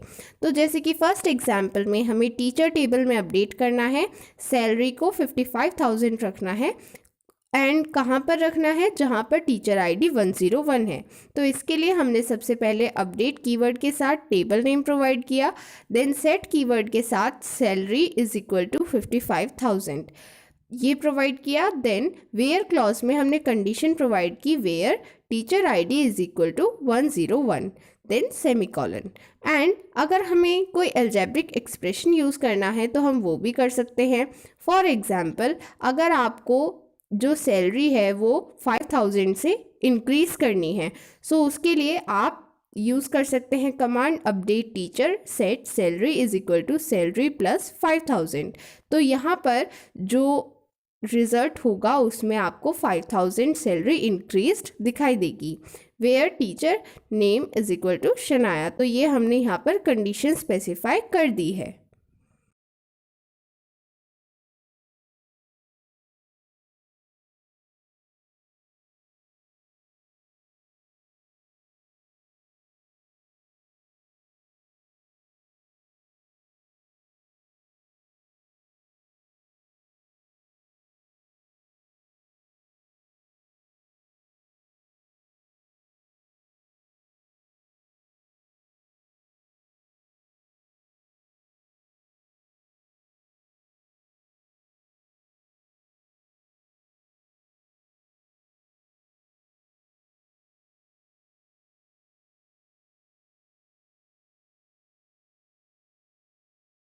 Next is delete command. ये हम तब यूज़ करेंगे जब हमें टपल्स डिलीट करनी होती हैं। सो यहाँ पर सबसे पहले आप डिलीट फ्रॉम कीवर्ड के आगे टेबल नेम प्रोवाइड करेंगे। देन वेयर क्लॉज में आप उस टपल का कोई एक कंडीशन प्रोवाइड करेंगे। जैसे कि यहाँ पर हमने कंडीशन प्रोवाइड की है teacher ID is equal to 101। And suppose in case आप वेयर क्लॉज नहीं लगाते हैं, आप सिंपली लिखते हैं delete from table name semicolon. तो उस केस में क्या होगा, जितने भी टपल्स उस टेबल में हैं वो सारी डिलीट हो जाएंगी। Okay, then next is select command. ये हम तब यूज़ करते हैं जब हमें किसी डेटाबेस से इंफॉर्मेशन रिट्राइव करनी है। मींस हमने ऑलरेडी एक डेटाबेस क्रिएट कर दिया है एंड अब हमें उससे कुछ स्पेसिफिक किसी कंडीशन पर बेस्ड इंफॉर्मेशन चाहिए। तो उस केस में हम सेलेक्ट कमांड यूज़ करते हैं। तो सबसे पहले इसका सिंटेक्स इम्पॉर्टेंट है। सेलेक्ट एट्रीब्यूट लिस्ट मीन्स यहाँ पर आपको वो सभी एट्रीब्यूट्स प्रोवाइड करने हैं जो आपको शो करने हैं एंड जितने एट्रीब्यूट्स होंगे आप सबको कॉमा लगाकर शो करेंगे। देन फ्रॉम कीवर्ड के बाद आपको टेबल नेम प्रोवाइड करना है जिस टेबल से ये एट्रीब्यूट्स लिए जाएंगे। देन वेयर कीवर्ड के साथ आपको वो कंडीशन स्पेसिफाई करनी है जिस कंडीशन पर बेस्ड आपको एट्रीब्यूट्स देखने हैं। देन फर्दर हमने एक एग्जाम्पल लिया है जहाँ पर स्कूल डेटाबेस में department table and teacher table create की गई है। उसकी कमांड्स यहाँ पर गिवन है एंड डिपार्टमेंट टेबल में हमने ये डेटा इंसर्ट किया है इंसर्ट कमांड की हेल्प से एंड टीचर टेबल में हमने ये डेटा इंसर्ट किया है इंसर्ट कमांड की हेल्प से। तो अब हम वेरियस क्वेरीज देखेंगे जो कि इन दोनों टेबल्स पर बेस्ड हैं। देन अगर आपको एक टपल के सारे एट्रीब्यूट शो करने हैं तब आप सेलेक्ट क्लॉज के साथ एस्टेरिस्क सिंबल यूज़ करते हैं जिसका मतलब होता है ऑल एट्रीब्यूट्स। तो यहाँ पर जैसे एग्जाम्पल में हमने select star from teacher where teacher ID is equal to 101 semicolon. So यहाँ पर हमने सेलेक्ट क्लॉज के आगे एस्टेरिस्क सिंबल प्रोवाइड किया है जिसका मतलब है हमें सारे एट्रीब्यूट शो करने हैं एंड फ्रॉम के आगे हमने टेबल नेम स्पेसिफाई किया है टीचर। देन वेयर क्लॉज के आगे हमने कंडीशन स्पेसिफाई की है teacher ID is equal to 101। तो आप देख सकते हैं टेबल में से ऐसा सिर्फ फर्स्ट टपल है तो इसके लिए यहाँ पर फर्स्ट टपल के सारे एट्रीब्यूट शो हो जाएंगे। आप देख सकते हैं रिजल्ट में। देन नेक्स्ट क्वेरी में हमें सिर्फ ऐसे टीचर्स के नेम्स चाहिए जिनकी सैलरी 50,000 से ज़्यादा है। तो उस केस में हमें first name and last name चाहिए। तो इसलिए हमने सेलेक्ट क्लॉज के आगे सिर्फ वही दो एट्रीब्यूट्स प्रोवाइड किए हैं। देन फ्रॉम कीवर्ड के आगे हमने teacher means table name provide किया है। देन वेयर क्लॉज के आगे हमने कंडीशन स्पेसिफाई की है। यहाँ पर क्या कंडीशन है कि अर्निंग 50,000 से ज़्यादा होनी चाहिए means salary should be greater than 50,000।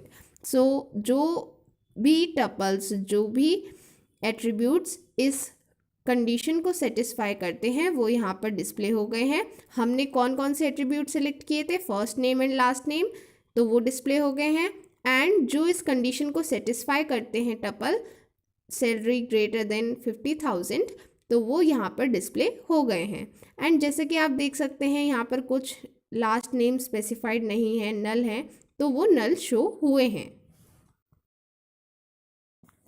Where clause में लॉजिकल कंपैरिजंस भी यूज़ कर सकते हैं, जैसा हमने इस एग्जाम्पल में किया।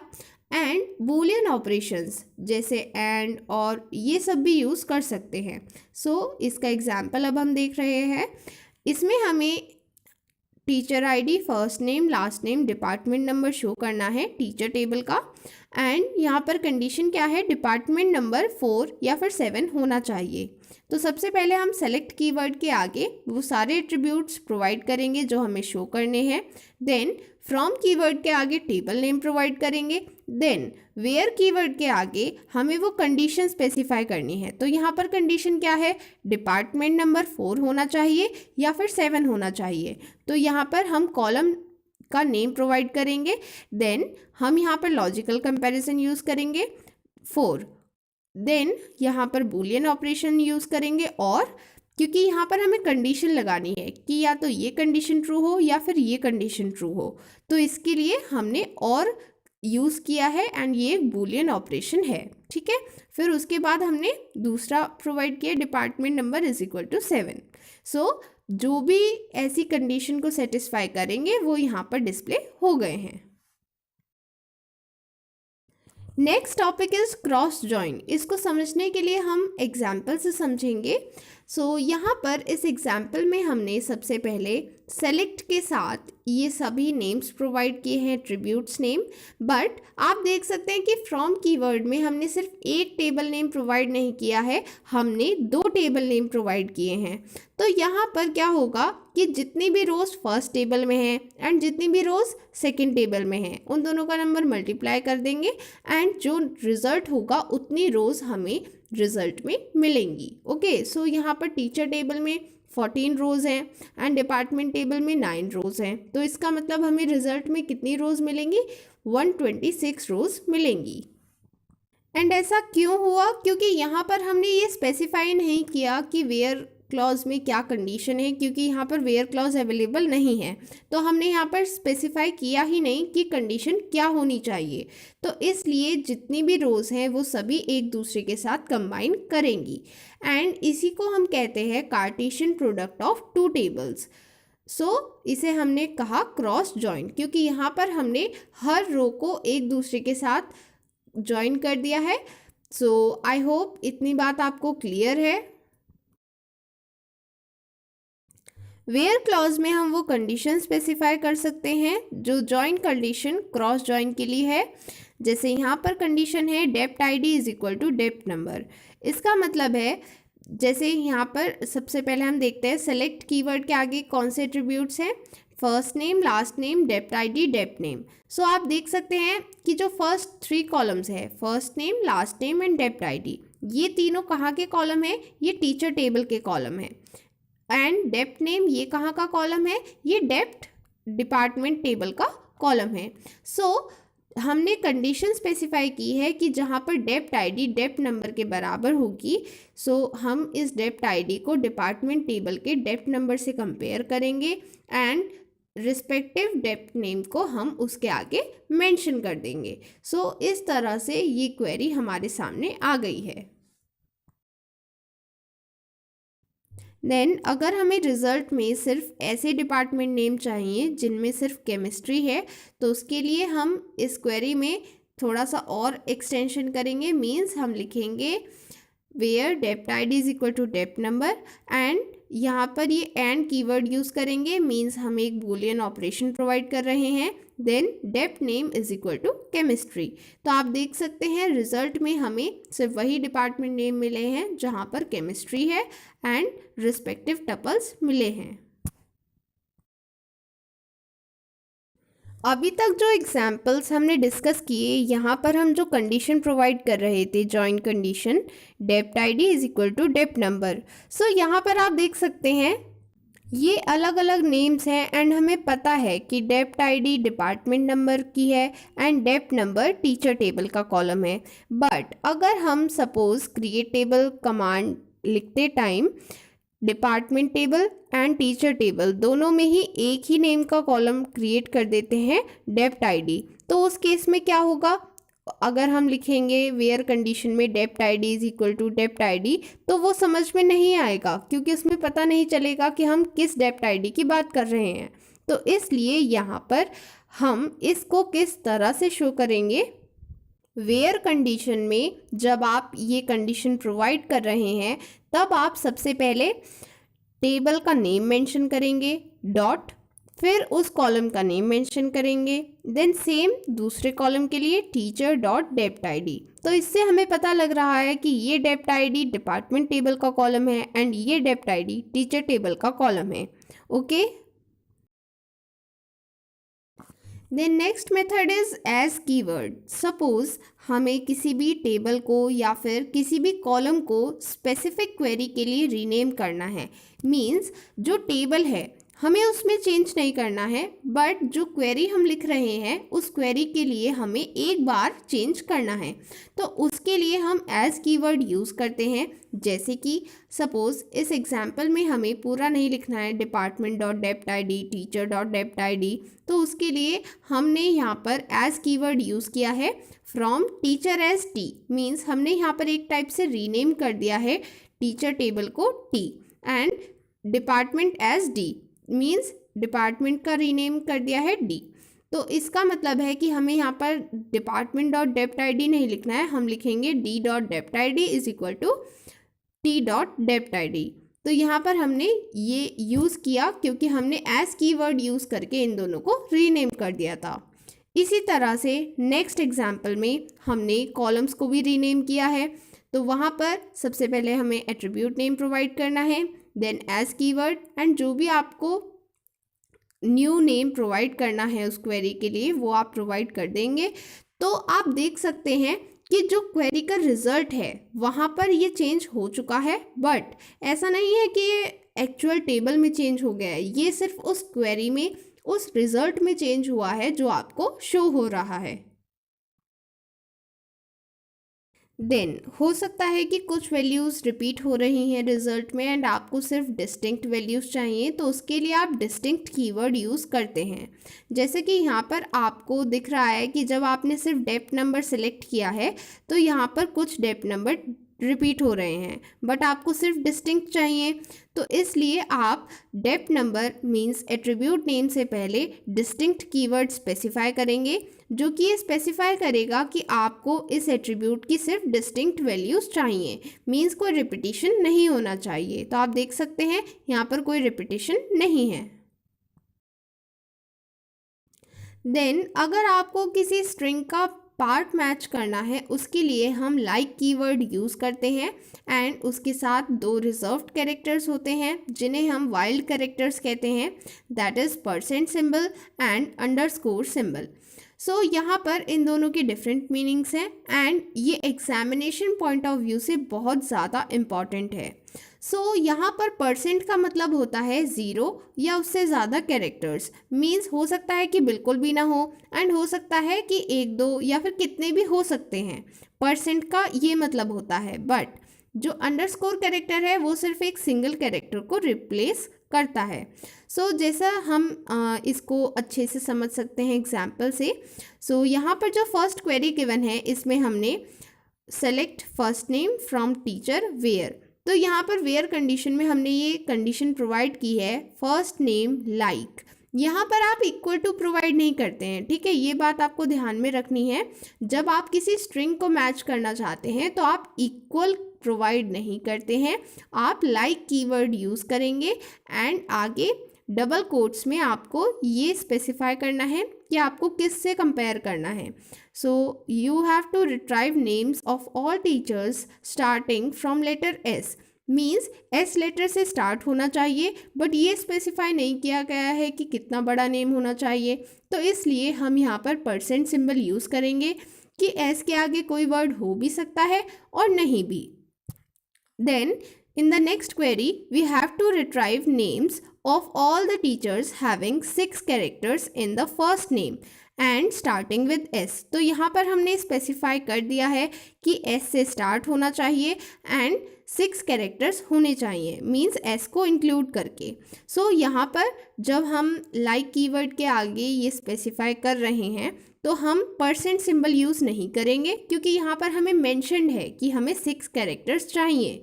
तो एस फर्स्ट कैरेक्टर हो गया, देन 1 2 3 4 5 बचे हुए 5 कैरेक्टर्स हमने अंडरस्कोर से शो किए हैं। तो आप देख सकते हैं हमें क्वेरी में रिजल्ट में वही नेम शो हुए हैं जहां पर एग्जैक्टली 6 कैरेक्टर्स हैं एंड नेम एस से स्टार्ट हो रहा है।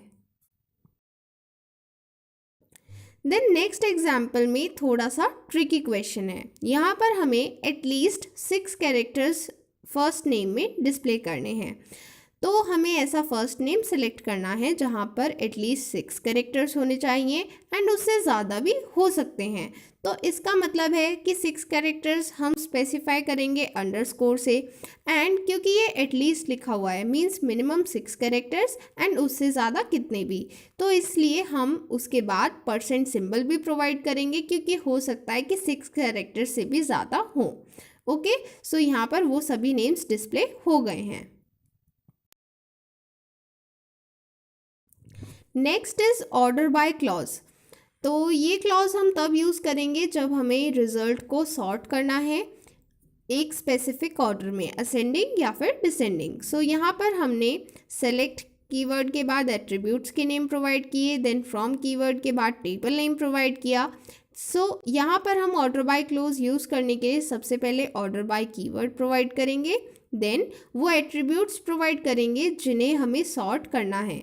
सो यहाँ पर हमने क्या क्या प्रोवाइड किया है, फर्स्ट नेम लास्ट नेम, तो यहाँ पर ये दोनों सॉर्ट हो जाएंगे।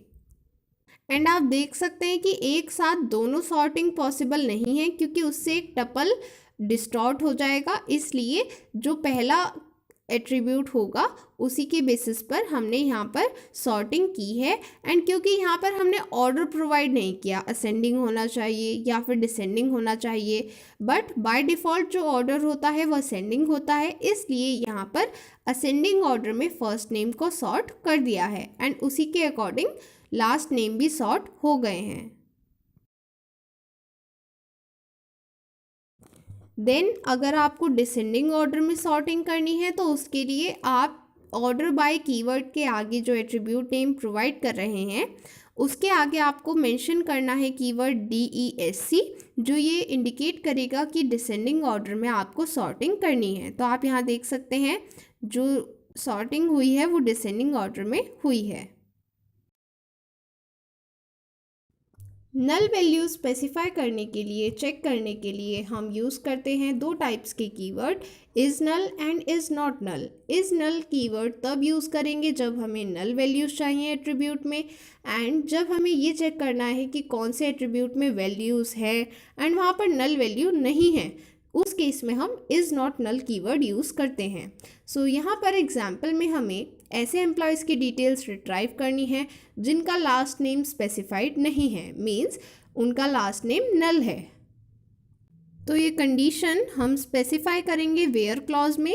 सो वेयर क्लॉज में सबसे पहले हम उस एट्रीब्यूट को मेंशन करेंगे, एट्रीब्यूट का name, then is null keyword mention करेंगे। एंड अगर हमें ऐसी वैल्यूज़ चाहिए होती जिनमें नल वैल्यूज़ ना होती तो हम यहाँ पर is not null keyword use करते, बट क्योंकि यहाँ पर हमें नल वैल्यूज़ चाहिए इसलिए हमने कंडीशन में प्रोवाइड किया है वेयर लास्ट नेम इज़ नल।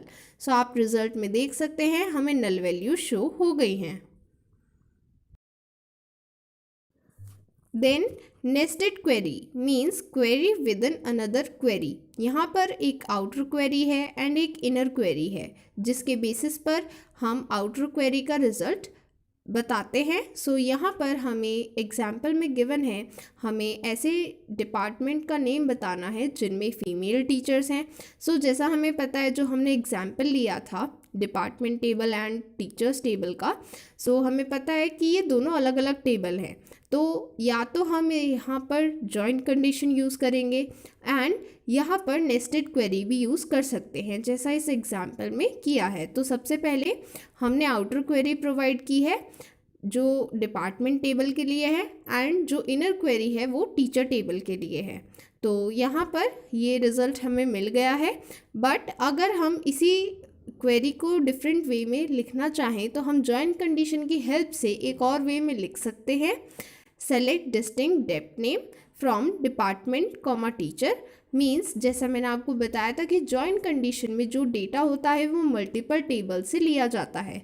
तो यहाँ पर हमने फ्रॉम कीवर्ड में स्पेसिफाई किया है कि हमें 2 टेबल से डेटा एक्सट्रैक्ट करना है एंड जो कंडीशन है where dept ID is equal to dept number and gender is equal to F. तो यहाँ पर हमने दोनों कंडीशन वेयर क्लॉज में स्पेसिफाई कर दी हैं, इसलिए हमें यहाँ पर नेस्टेड क्वेरी की नीड नहीं हुई। बट अगर हमें जॉइंट कंडीशन यूज़ नहीं करनी तो हम या इस तरह से नेस्टेड क्वेरी की फॉर्म में इस एग्जाम्पल को कर सकते हैं। Then next topic is aggregate functions, very important topic. यहाँ से प्रीवियस ईयर क्वेश्चंस में क्वेश्चन बहुत बार पूछा गया है and it is very important. So aggregate functions ऐसे मैथमेटिकल फंक्शंस होते हैं जो हम डेटाबेस में एक ग्रुप ऑफ वैल्यूज़ पर अप्लाई करते हैं। मीन्स एक सिंगल वैल्यू नहीं होती है, ग्रुप ऑफ वैल्यूज़ मीन्स वहाँ पर बहुत सारी वैल्यूज़ हैं, उन पर हम एग्रीगेट फंक्शंस को अप्लाई करते हैं। जैसे कि यहाँ पर हमें कुछ एग्जाम्पल्स गिवन है डिफरेंट एग्रीगेट फंक्शंस के। So count, it counts the number of tuple in the result of the query means जो भी क्वेरी हमने की है उसका जो रिजल्ट आया है उसमें कितने नंबर ऑफ टपल्स हैं, ये चीज़ काउंट करने के लिए हम काउंट एग्रीगेट फंक्शन यूज़ करते हैं। देन सम मीन्स जो भी एट्रीब्यूट हमने सेलेक्ट किया है उसकी सारी वैल्यूज़ का सम करता है ये फंक्शन। एंड ये कंडीशन नेसेसरी है कि उस एट्रीब्यूट का जो डेटा टाइप है वो न्यूमेरिक होना चाहिए। क्यों होना चाहिए? क्योंकि हमें पता है कि सम हम सिर्फ न्यूमेरिक वैल्यूज़ का कर सकते हैं, तो इसलिए वहाँ पर न्यूमेरिक डेटा टाइप होना ज़रूरी है। Similarly we have maximum, minimum and average aggregate functions. इनके लिए डिफरेंट कीवर्ड्स यूज़ करते हैं एंड इनकी हेल्प से हम किसी भी, जैसे मैक्सिमम, अगर हम मैक्सिमम एग्रीगेट फंक्शन यूज़ कर रहे हैं तो उस केस में हम मैक्सिमम वैल्यू फाइंड कर सकते हैं। देन मिनिमम के केस में हम MIN कीवर्ड यूज़ करेंगे एंड इसकी हेल्प से हम मिनिमम वैल्यू फाइंड कर सकते हैं। एंड एवरेज के केस में AVG कीवर्ड यूज़ करना है एंड इसकी हेल्प से हम एवरेज वैल्यू फाइंड कर सकते हैं। एंड क्योंकि ये सभी डेटा टाइप पर बेस्ड है, न्यूमेरिक डेटा टाइप पर, सो न्यूमेरिक डेटा टाइप होना कंपलसरी है। देन हमें फर्स्ट क्वेरी लिखनी है टोटल सैलरी फाइंड करने के लिए, तो उसके लिए हम टीचर टेबल को रेफ़र करेंगे एंड यहाँ पर जो कमांड लिखी जाएगी उसमें सबसे पहले हमें सेलेक्ट कीवर्ड यूज़ करना है, देन सम फंक्शन यूज़ करना है एंड पैरेंथेसिस में हमें एट्रीब्यूट का नेम प्रोवाइड करना है जिसका सम करना है। हमें पता है कि अगर हमें टोटल सैलरी चाहिए तो हमें सैलरी एट्रीब्यूट को सम करना होगा, तो जितनी भी सैलरी एट्रीब्यूट की वैल्यूज़ हैं वो सभी ऐड हो जाएंगी यहाँ पर। एंड क्योंकि हमें रिजल्ट में टोटल सैलरी की तरह डिस्प्ले करना है इसलिए हम एज कीवर्ड यूज़ करके इसे टोटल सैलरी डिस्प्ले कर सकते हैं। So this is the query and this is the result. यहाँ पर सम हो गया है सारे कॉलम्स का।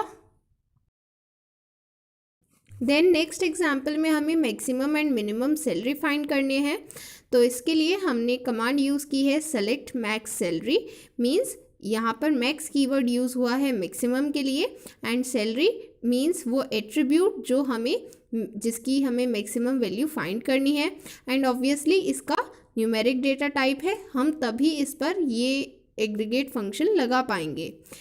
एंड क्योंकि हमें इसको एज मैक्स सैलरी डिस्प्ले करना है सो हमने यहाँ पर ये एलियास यूज़ किया है मैक्स सैलरी।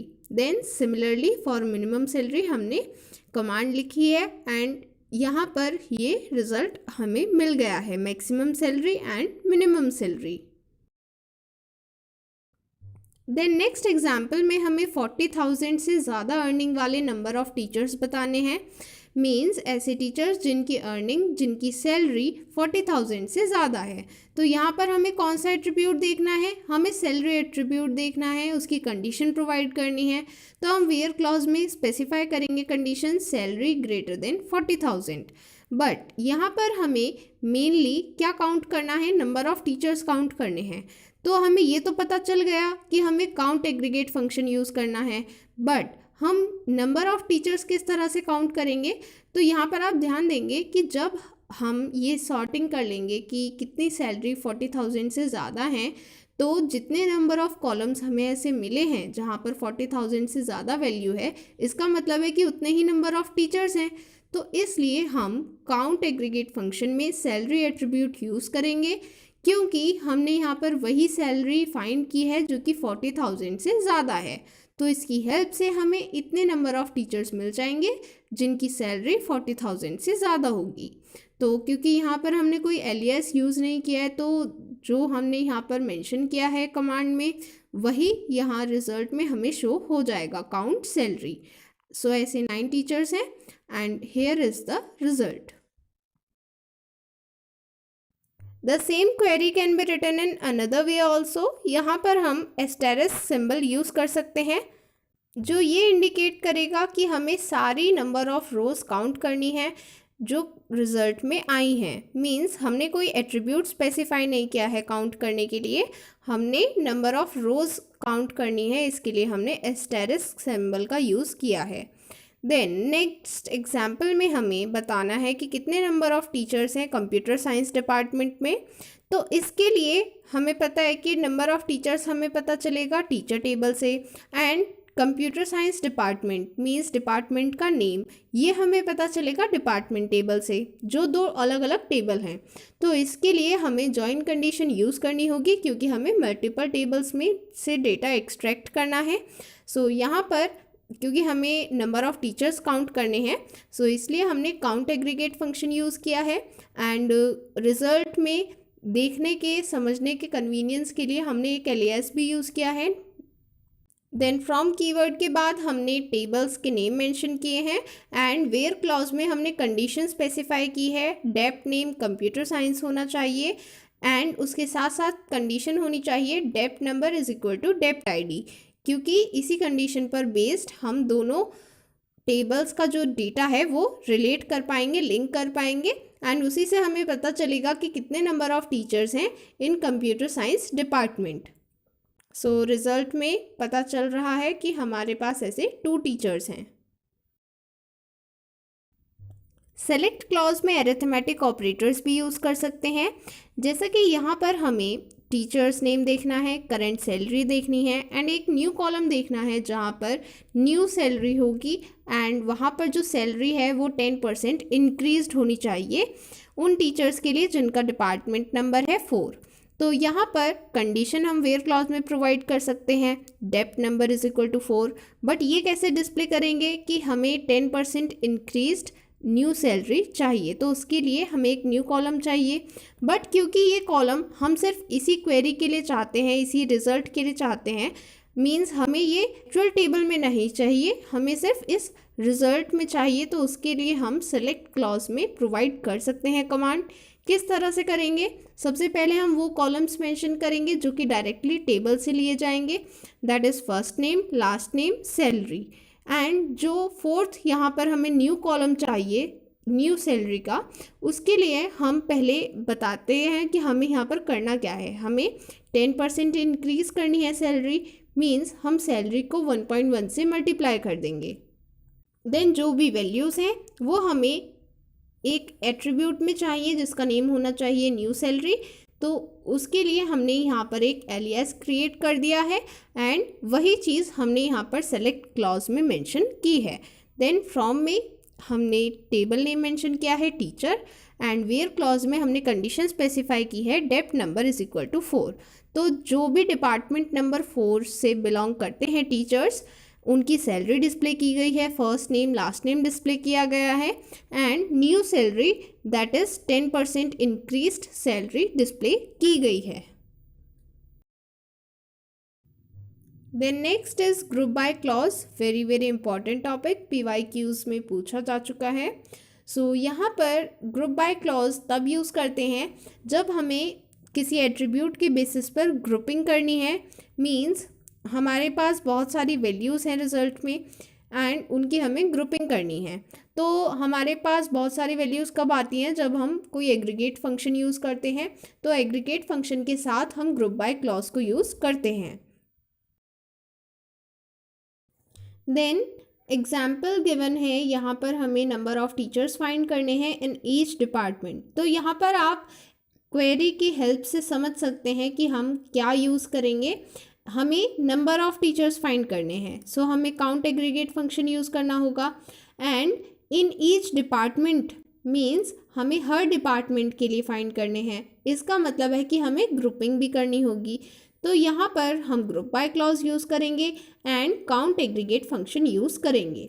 सो सबसे पहले हम सेलेक्ट क्लॉज में वो एट्रीब्यूट्स प्रोवाइड करेंगे जो हमें क्वेरी में रिजल्ट में डिस्प्ले करने हैं। सो हमें डिस्प्ले करना है department number and number of teachers को उनकी काउंटिंग डिस्प्ले करनी है। सो यहाँ पर हम काउंटिंग किस तरह से डिस्प्ले करेंगे, हम काउंट एग्रीगेट फंक्शन यूज़ करेंगे एंड उसके साथ एस्टेरिस्क सिंबल यूज़ करेंगे जो ये इंडिकेट करेगा कि हमें total number of teachers count करने हैं। एंड ये किस टेबल से लिए जा रहे हैं, टीचर टेबल से। एंड ग्रुपिंग किसके बेसिस पर होने वाली है, डेप्थ नंबर। इस एग्जाम्पल को और अच्छे से समझने के लिए हम टीचर टेबल को एक बार देख लेते हैं। यहाँ पर हम देख सकते हैं कि डिपार्टमेंट नंबर जो कॉलम अवेलेबल है यहाँ पर, उसके बेसिस पर हमें बताना है कि किस डिपार्टमेंट में कितने टीचर्स हैं। सो ऑब्वियसली यहाँ पर जितने बार एक डिपार्टमेंट नंबर रिपीट हुआ है उतने ही टीचर्स हैं। तो इसलिए यहाँ पर जब हमने काउंट के साथ एस्टेरिस्क सिंबल यूज़ किया है तो उसकी हेल्प से हम इंडिकेट करेंगे कि हमें ये नंबर ऑफ़ टपल्स काउंट करने हैं। एंड ग्रुप बाय क्लॉज की हेल्प से हम इन नंबर ऑफ़ टपल्स को एक डिपार्टमेंट के लिए शो कर पाएंगे। मीन्स अगर हमने ग्रुप बाय क्लॉज यूज़ नहीं किया तो ये 1 एंड ये 1 अलग अलग डिस्प्ले होंगे, बट क्योंकि हमने ग्रुप बाय क्लॉज यूज़ किया है तो वहाँ पर ग्रुपिंग हो जाएगी एंड ग्रुपिंग डेप्थ नंबर के बेसिस पर हो रही है, इसलिए ये दोनों 1 कंबाइन हो जाएंगे। मीन्स यहाँ पर 1 + 1 नहीं हो रहा है, आप ये मत सोचिएगा। यहाँ पर हम इंडिकेट कर रहे हैं कि 1 डिपार्टमेंट नंबर 2 टीचर्स का है, सिमिलरली 2 डिपार्टमेंट नंबर 2 टीचर्स का है। जो हमने कमांड यूज़ की है उसके बेसिस पर हम ये कह सकते हैं कि यहाँ पर डिपार्टमेंट नंबर की ग्रुपिंग हुई है एंड इस बेसिस पर हमारा जो रिज़ल्ट है वो इस तरह से शो हुआ है।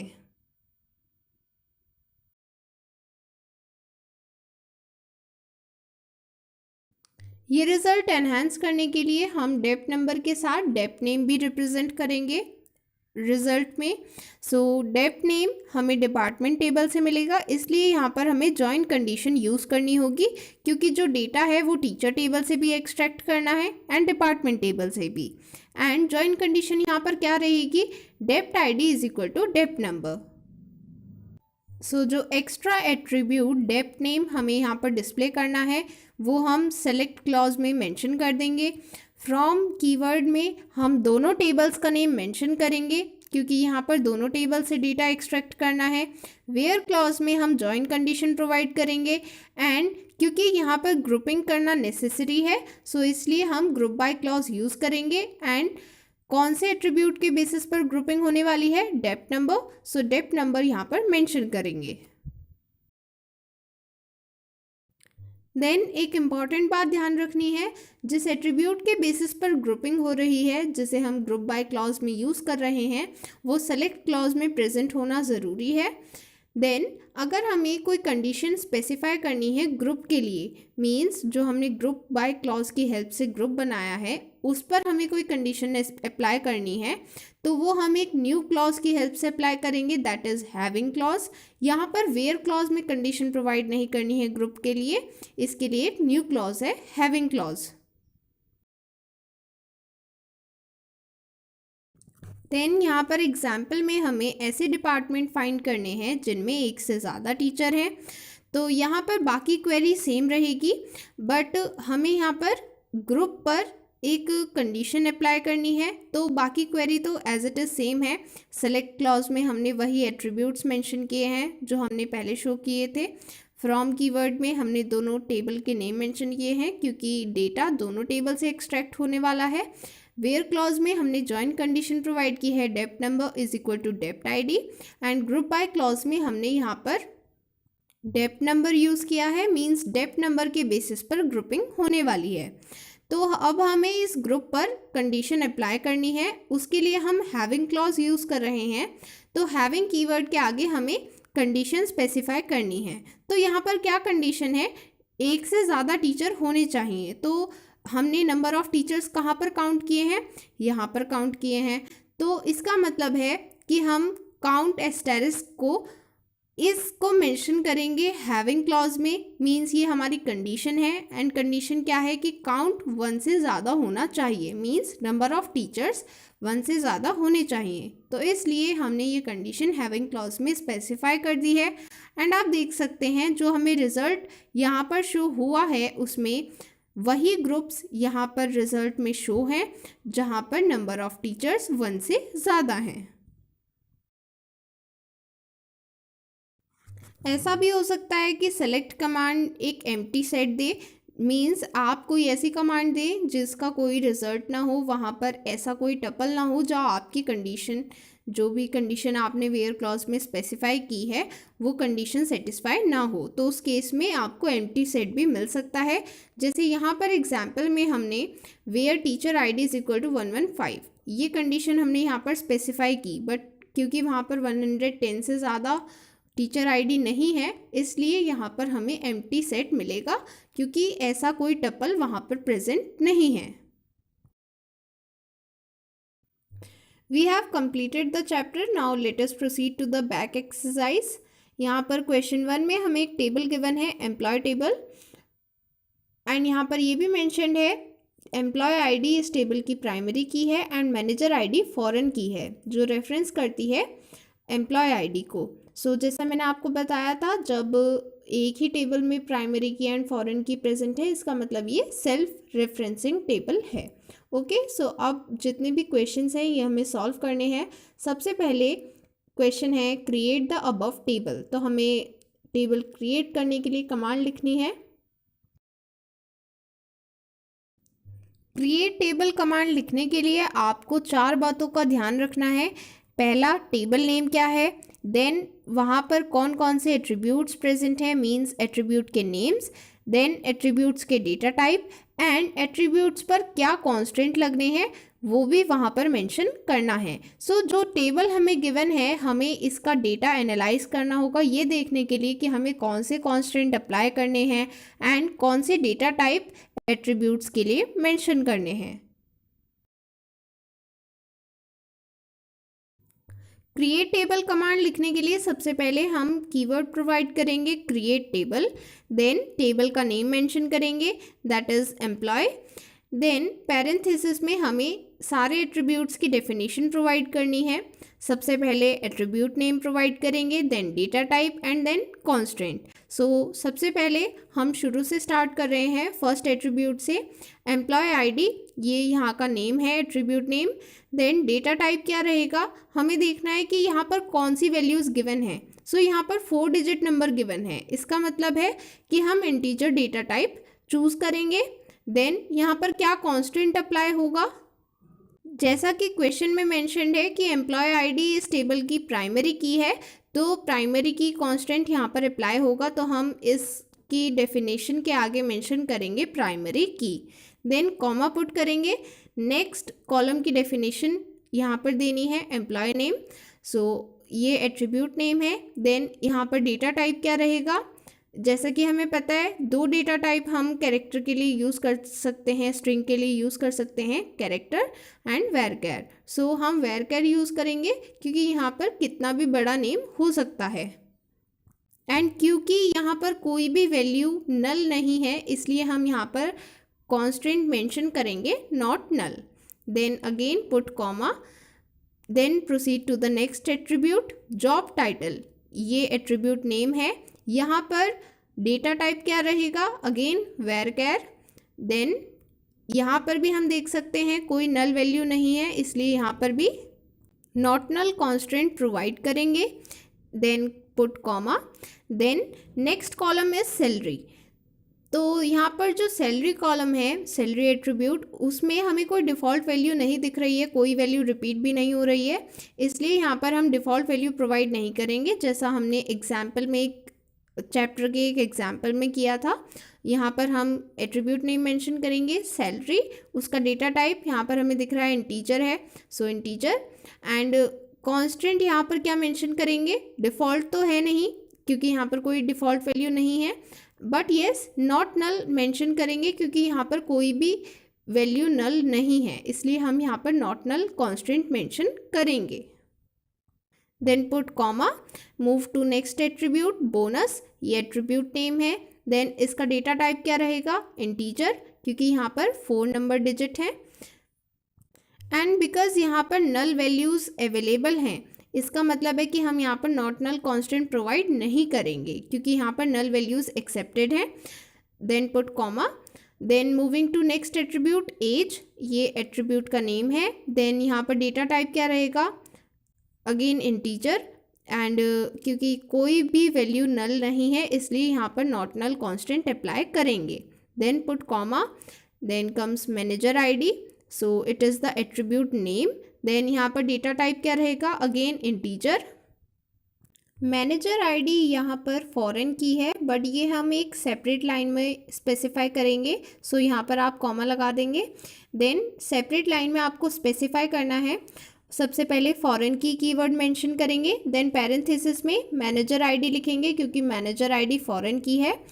रेफरेंसेस कीवर्ड यूज़ करेंगे। देन टेबल नेम, यहाँ पर हम सेल्फ रेफरेंसिंग टेबल यूज़ कर रहे हैं, इसी टेबल को हम रेफरेंस कर रहे हैं तो हम इसी टेबल का नेम मेंशन करेंगे एम्प्लॉय, एंड यहाँ जो प्राइमरी की है वो अगेन पैरेंथेसिस में मेंशन करेंगे, that is employ ID.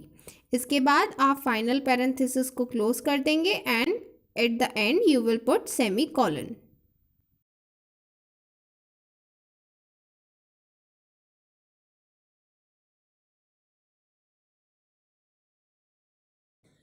Table में वैल्यूज़ इंसर्ट करने के लिए इंसर्ट इनटू कमांड यूज़ करेंगे। सो यहाँ पर इंसर्ट इनटू कीवर्ड के बाद टेबल नेम प्रोवाइड करेंगे एम्प्लॉय, देन वैल्यूज़ कीवर्ड के बाद सारी values as it is provide करनी है उसी ऑर्डर में जिस ऑर्डर में हमने कॉलम्स मेंशन किए हैं। एंड अगर आपको डिफरेंट ऑर्डर में प्रोवाइड करनी है तो मैंने आपको दूसरा वे भी बताया था, आपको कॉलम नेम्स भी मेंशन करने पड़ेंगे अगर आपको ऑर्डर चेंज करना है, बट अगर ऑर्डर सेम रखना है तो आप डायरेक्टली वैल्यूज़ कीवर्ड यूज़ करेंगे एंड देन पैरेंथेसिस में वैल्यूज़ प्रोवाइड करना शुरू करेंगे। एंड आपको ध्यान रखना है अगर कोई स्ट्रिंग वैल्यू है तो उसको आपको डबल कोट्स में प्रोवाइड करना है, अगर कोई कैरेक्टर है तो सिंगल कोट्स में, एंड अगर कोई न्यूमेरिक वैल्यू है तो उसे सिंपली प्रोवाइड करना है। वैल्यूज़ कीवर्ड लिखने के बाद एक पैरेंथेसिस में आपको एक टपल की वैल्यूज़ प्रोवाइड करनी है, जो भी एट्रीब्यूट का ऑर्डर है सेम ऑर्डर में, एंड देन उस पैरेंथेसिस को क्लोज करना है, कॉमा पुट करना है एंड सिमिलरली नेक्स्ट टपल के लिए वैल्यूज़ प्रोवाइड करनी है। इसी तरह से आप सारे टपल्स के वैल्यूज़ प्रोवाइड करेंगे।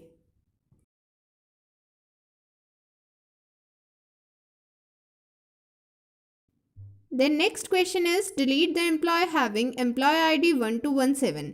तो यहाँ पर हमें एक ऐसे एम्प्लॉय को डिलीट करना है, टपल डिलीट करनी है जहाँ पर एम्प्लॉय आईडी 1217 है। तो सबसे पहले हम डिलीट फ्रॉम कमांड यूज़ करेंगे, इसको यूज़ करने के लिए डिलीट फ्रॉम मेंशन करेंगे keyword and then table name mention करेंगे एम्प्लॉय, देन कंडीशन मेंशन करनी है। कंडीशन मेंशन करने के लिए वेयर क्लॉज यूज़ करेंगे, वेयर, देन यहाँ पर कंडीशन क्या है, employee ID is equal to 1217, then put semi colon. Then next question, update the salary of Amayra to 40,000। तो यहाँ पर हमें अपडेट कमांड यूज़ करनी होगी, उसके लिए हम सबसे पहले अपडेट कीवर्ड प्रोवाइड करेंगे, then table name that is employee, उसके बाद सेट कीवर्ड में हम वो वैल्यू प्रोवाइड करेंगे जो न्यू वैल्यू हमें सेट करनी है, means salary is equal to 40,000। And कहाँ पर अपडेट करनी है ये वैल्यू, जहाँ पर अमायरा नेम है, तो इसलिए हम यहाँ पर कंडीशन प्रोवाइड करेंगे where employ name is equal to Amayra. So Amayra यहाँ पर एक स्ट्रिंग है, एक करेक्टर है, वेरिएबल करेक्टर है, इसलिए हम इसे डबल कोट्स में प्रोवाइड करेंगे। Then put semicolon.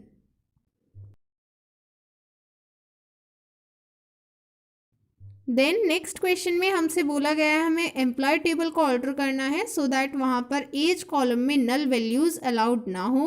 बट इसके लिए कमांड मैंने आपको first question create table command में ही प्रोवाइड करा दी थी।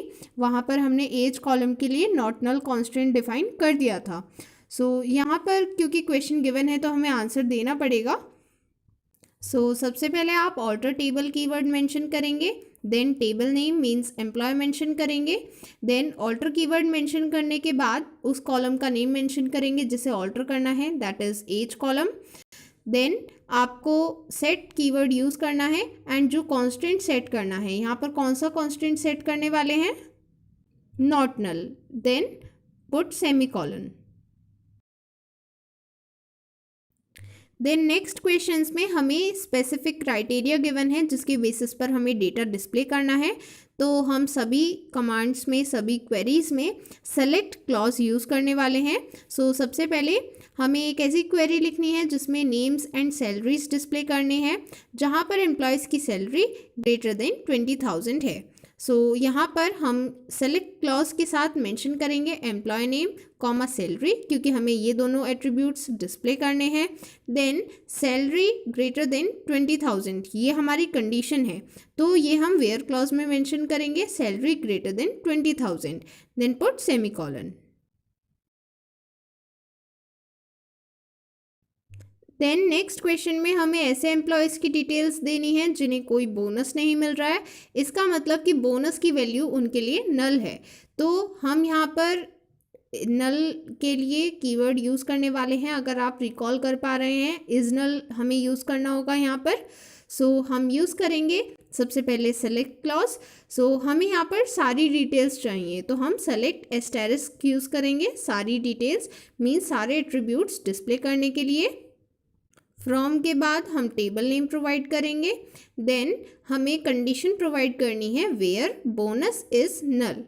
मैंने आपको पहले भी बताया था कि यहाँ पर हम इक्वल ऑपरेटर यूज़ नहीं करेंगे, हमें नल वैल्यू के लिए रिजल्ट शो करना है, इसलिए हम इज़ नल यूज़ करेंगे। हमें यहाँ पर लिखना है bonus is null, then put semicolon. Then next question में हमें ऐसे एम्प्लॉयज़ का नेम डिस्प्ले करना है जिनके नेम में लास्ट अल्फ़ाबेट ए है। रिकॉल कीजिए यहाँ पर हमें कौन सा कीवर्ड यूज़ करना होगा, यहाँ पर हमें लाइक कीवर्ड यूज़ करना होगा। सेलेक्ट क्लॉज में हम एम्प्लॉय नेम मेंशन करेंगे क्योंकि हमें एम्प्लॉय नेम डिस्प्ले करना है। फ्रॉम के बाद टेबल नेम मेंशन करेंगे। देन वेयर क्लॉज में कंडीशन स्पेसिफाई करनी है एम्प्लॉय नेम लाइक, एंड क्योंकि हमें यहाँ पर लास्ट अल्फ़ाबेट ए चाहिए एंड उससे पहले कितने भी वर्ड्स हो सकते हैं वो स्पेसिफाइड नहीं है, इसलिए हम कौन सा वाइल्ड कैरेक्टर यूज़ करेंगे, अंडरस्कोर या फिर परसेंट सिंबल, आपको रिकॉल करना है। तो यहाँ पर हम परसेंट सिंबल यूज़ करेंगे। हम मेंशन करेंगे परसेंट ए। ये जो स्ट्रिंग है इसे हमें डबल कोट्स में मेंशन करना है क्योंकि ये एक स्ट्रिंग है, that is why we have to mention it in double quotes, then put semicolon.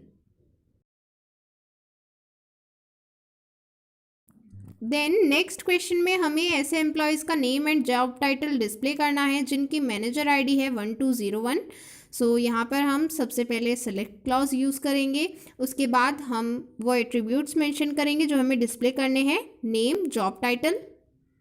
From के बाद टेबल नेम मेंशन करेंगे, देन वेयर क्लॉज में कंडीशन प्रोवाइड करेंगे manager ID is equal to 1201, then put semicolon.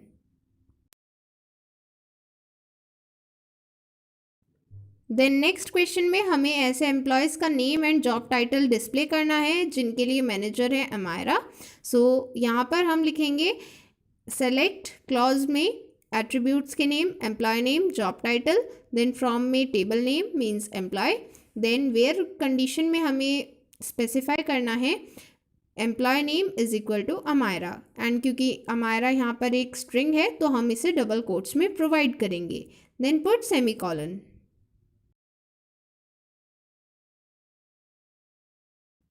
Then next question में हमें ऐसे employees का name and job title display करना है जिनकी एज 26 एंड 30 ईयर्स के बीच में है एंड दोनों इंक्लूडेड हैं। सो यहाँ पर आपको रिकॉल करना है, आपने क्लास 11 में एक ऑपरेटर पढ़ा था, बिटवीन ऑपरेटर। सो वही यहाँ पर यूज़ होना है। जैसे कि मैंने आपको क्लास 11th एंड 12th दोनों में रिमाइंड कराया है कि दोनों के कंसेप्ट्स इंटरलिंक्ड हैं, इंटरकनेक्टेड हैं, एक दूसरे के ऊपर बेस्ड हैं। तो वही चीज़ यहाँ पर अब दोबारा यूज़ में आ रही है। क्लास 11 का ऑपरेटर है बिटवीन ऑपरेटर, बट हम क्लास 12 में भी उसे पढ़ रहे हैं, क्वेश्चन सॉल्व कर रहे हैं। सो ऑफ कोर्सली आपको क्लास 11th की चीज़ें भी आनी चाहिए। सबसे पहले आप सेलेक्ट क्लॉज में मेंशन करेंगे वो एट्रीब्यूट्स जो डिस्प्ले करने हैं, employee name comma job title. From में टेबल नेम मेंशन करेंगे एम्प्लॉय। देन वेयर क्लॉज में कंडीशन प्रोवाइड करेंगे। कंडीशन यहाँ पर है एज होनी चाहिए बिटवीन 26 एंड 30 ईयर्स, तो वही आपको यहाँ पर मेंशन करना है, age between 26 and 30। Then put semicolon. So ये कंडीशन है and this is the command for the question.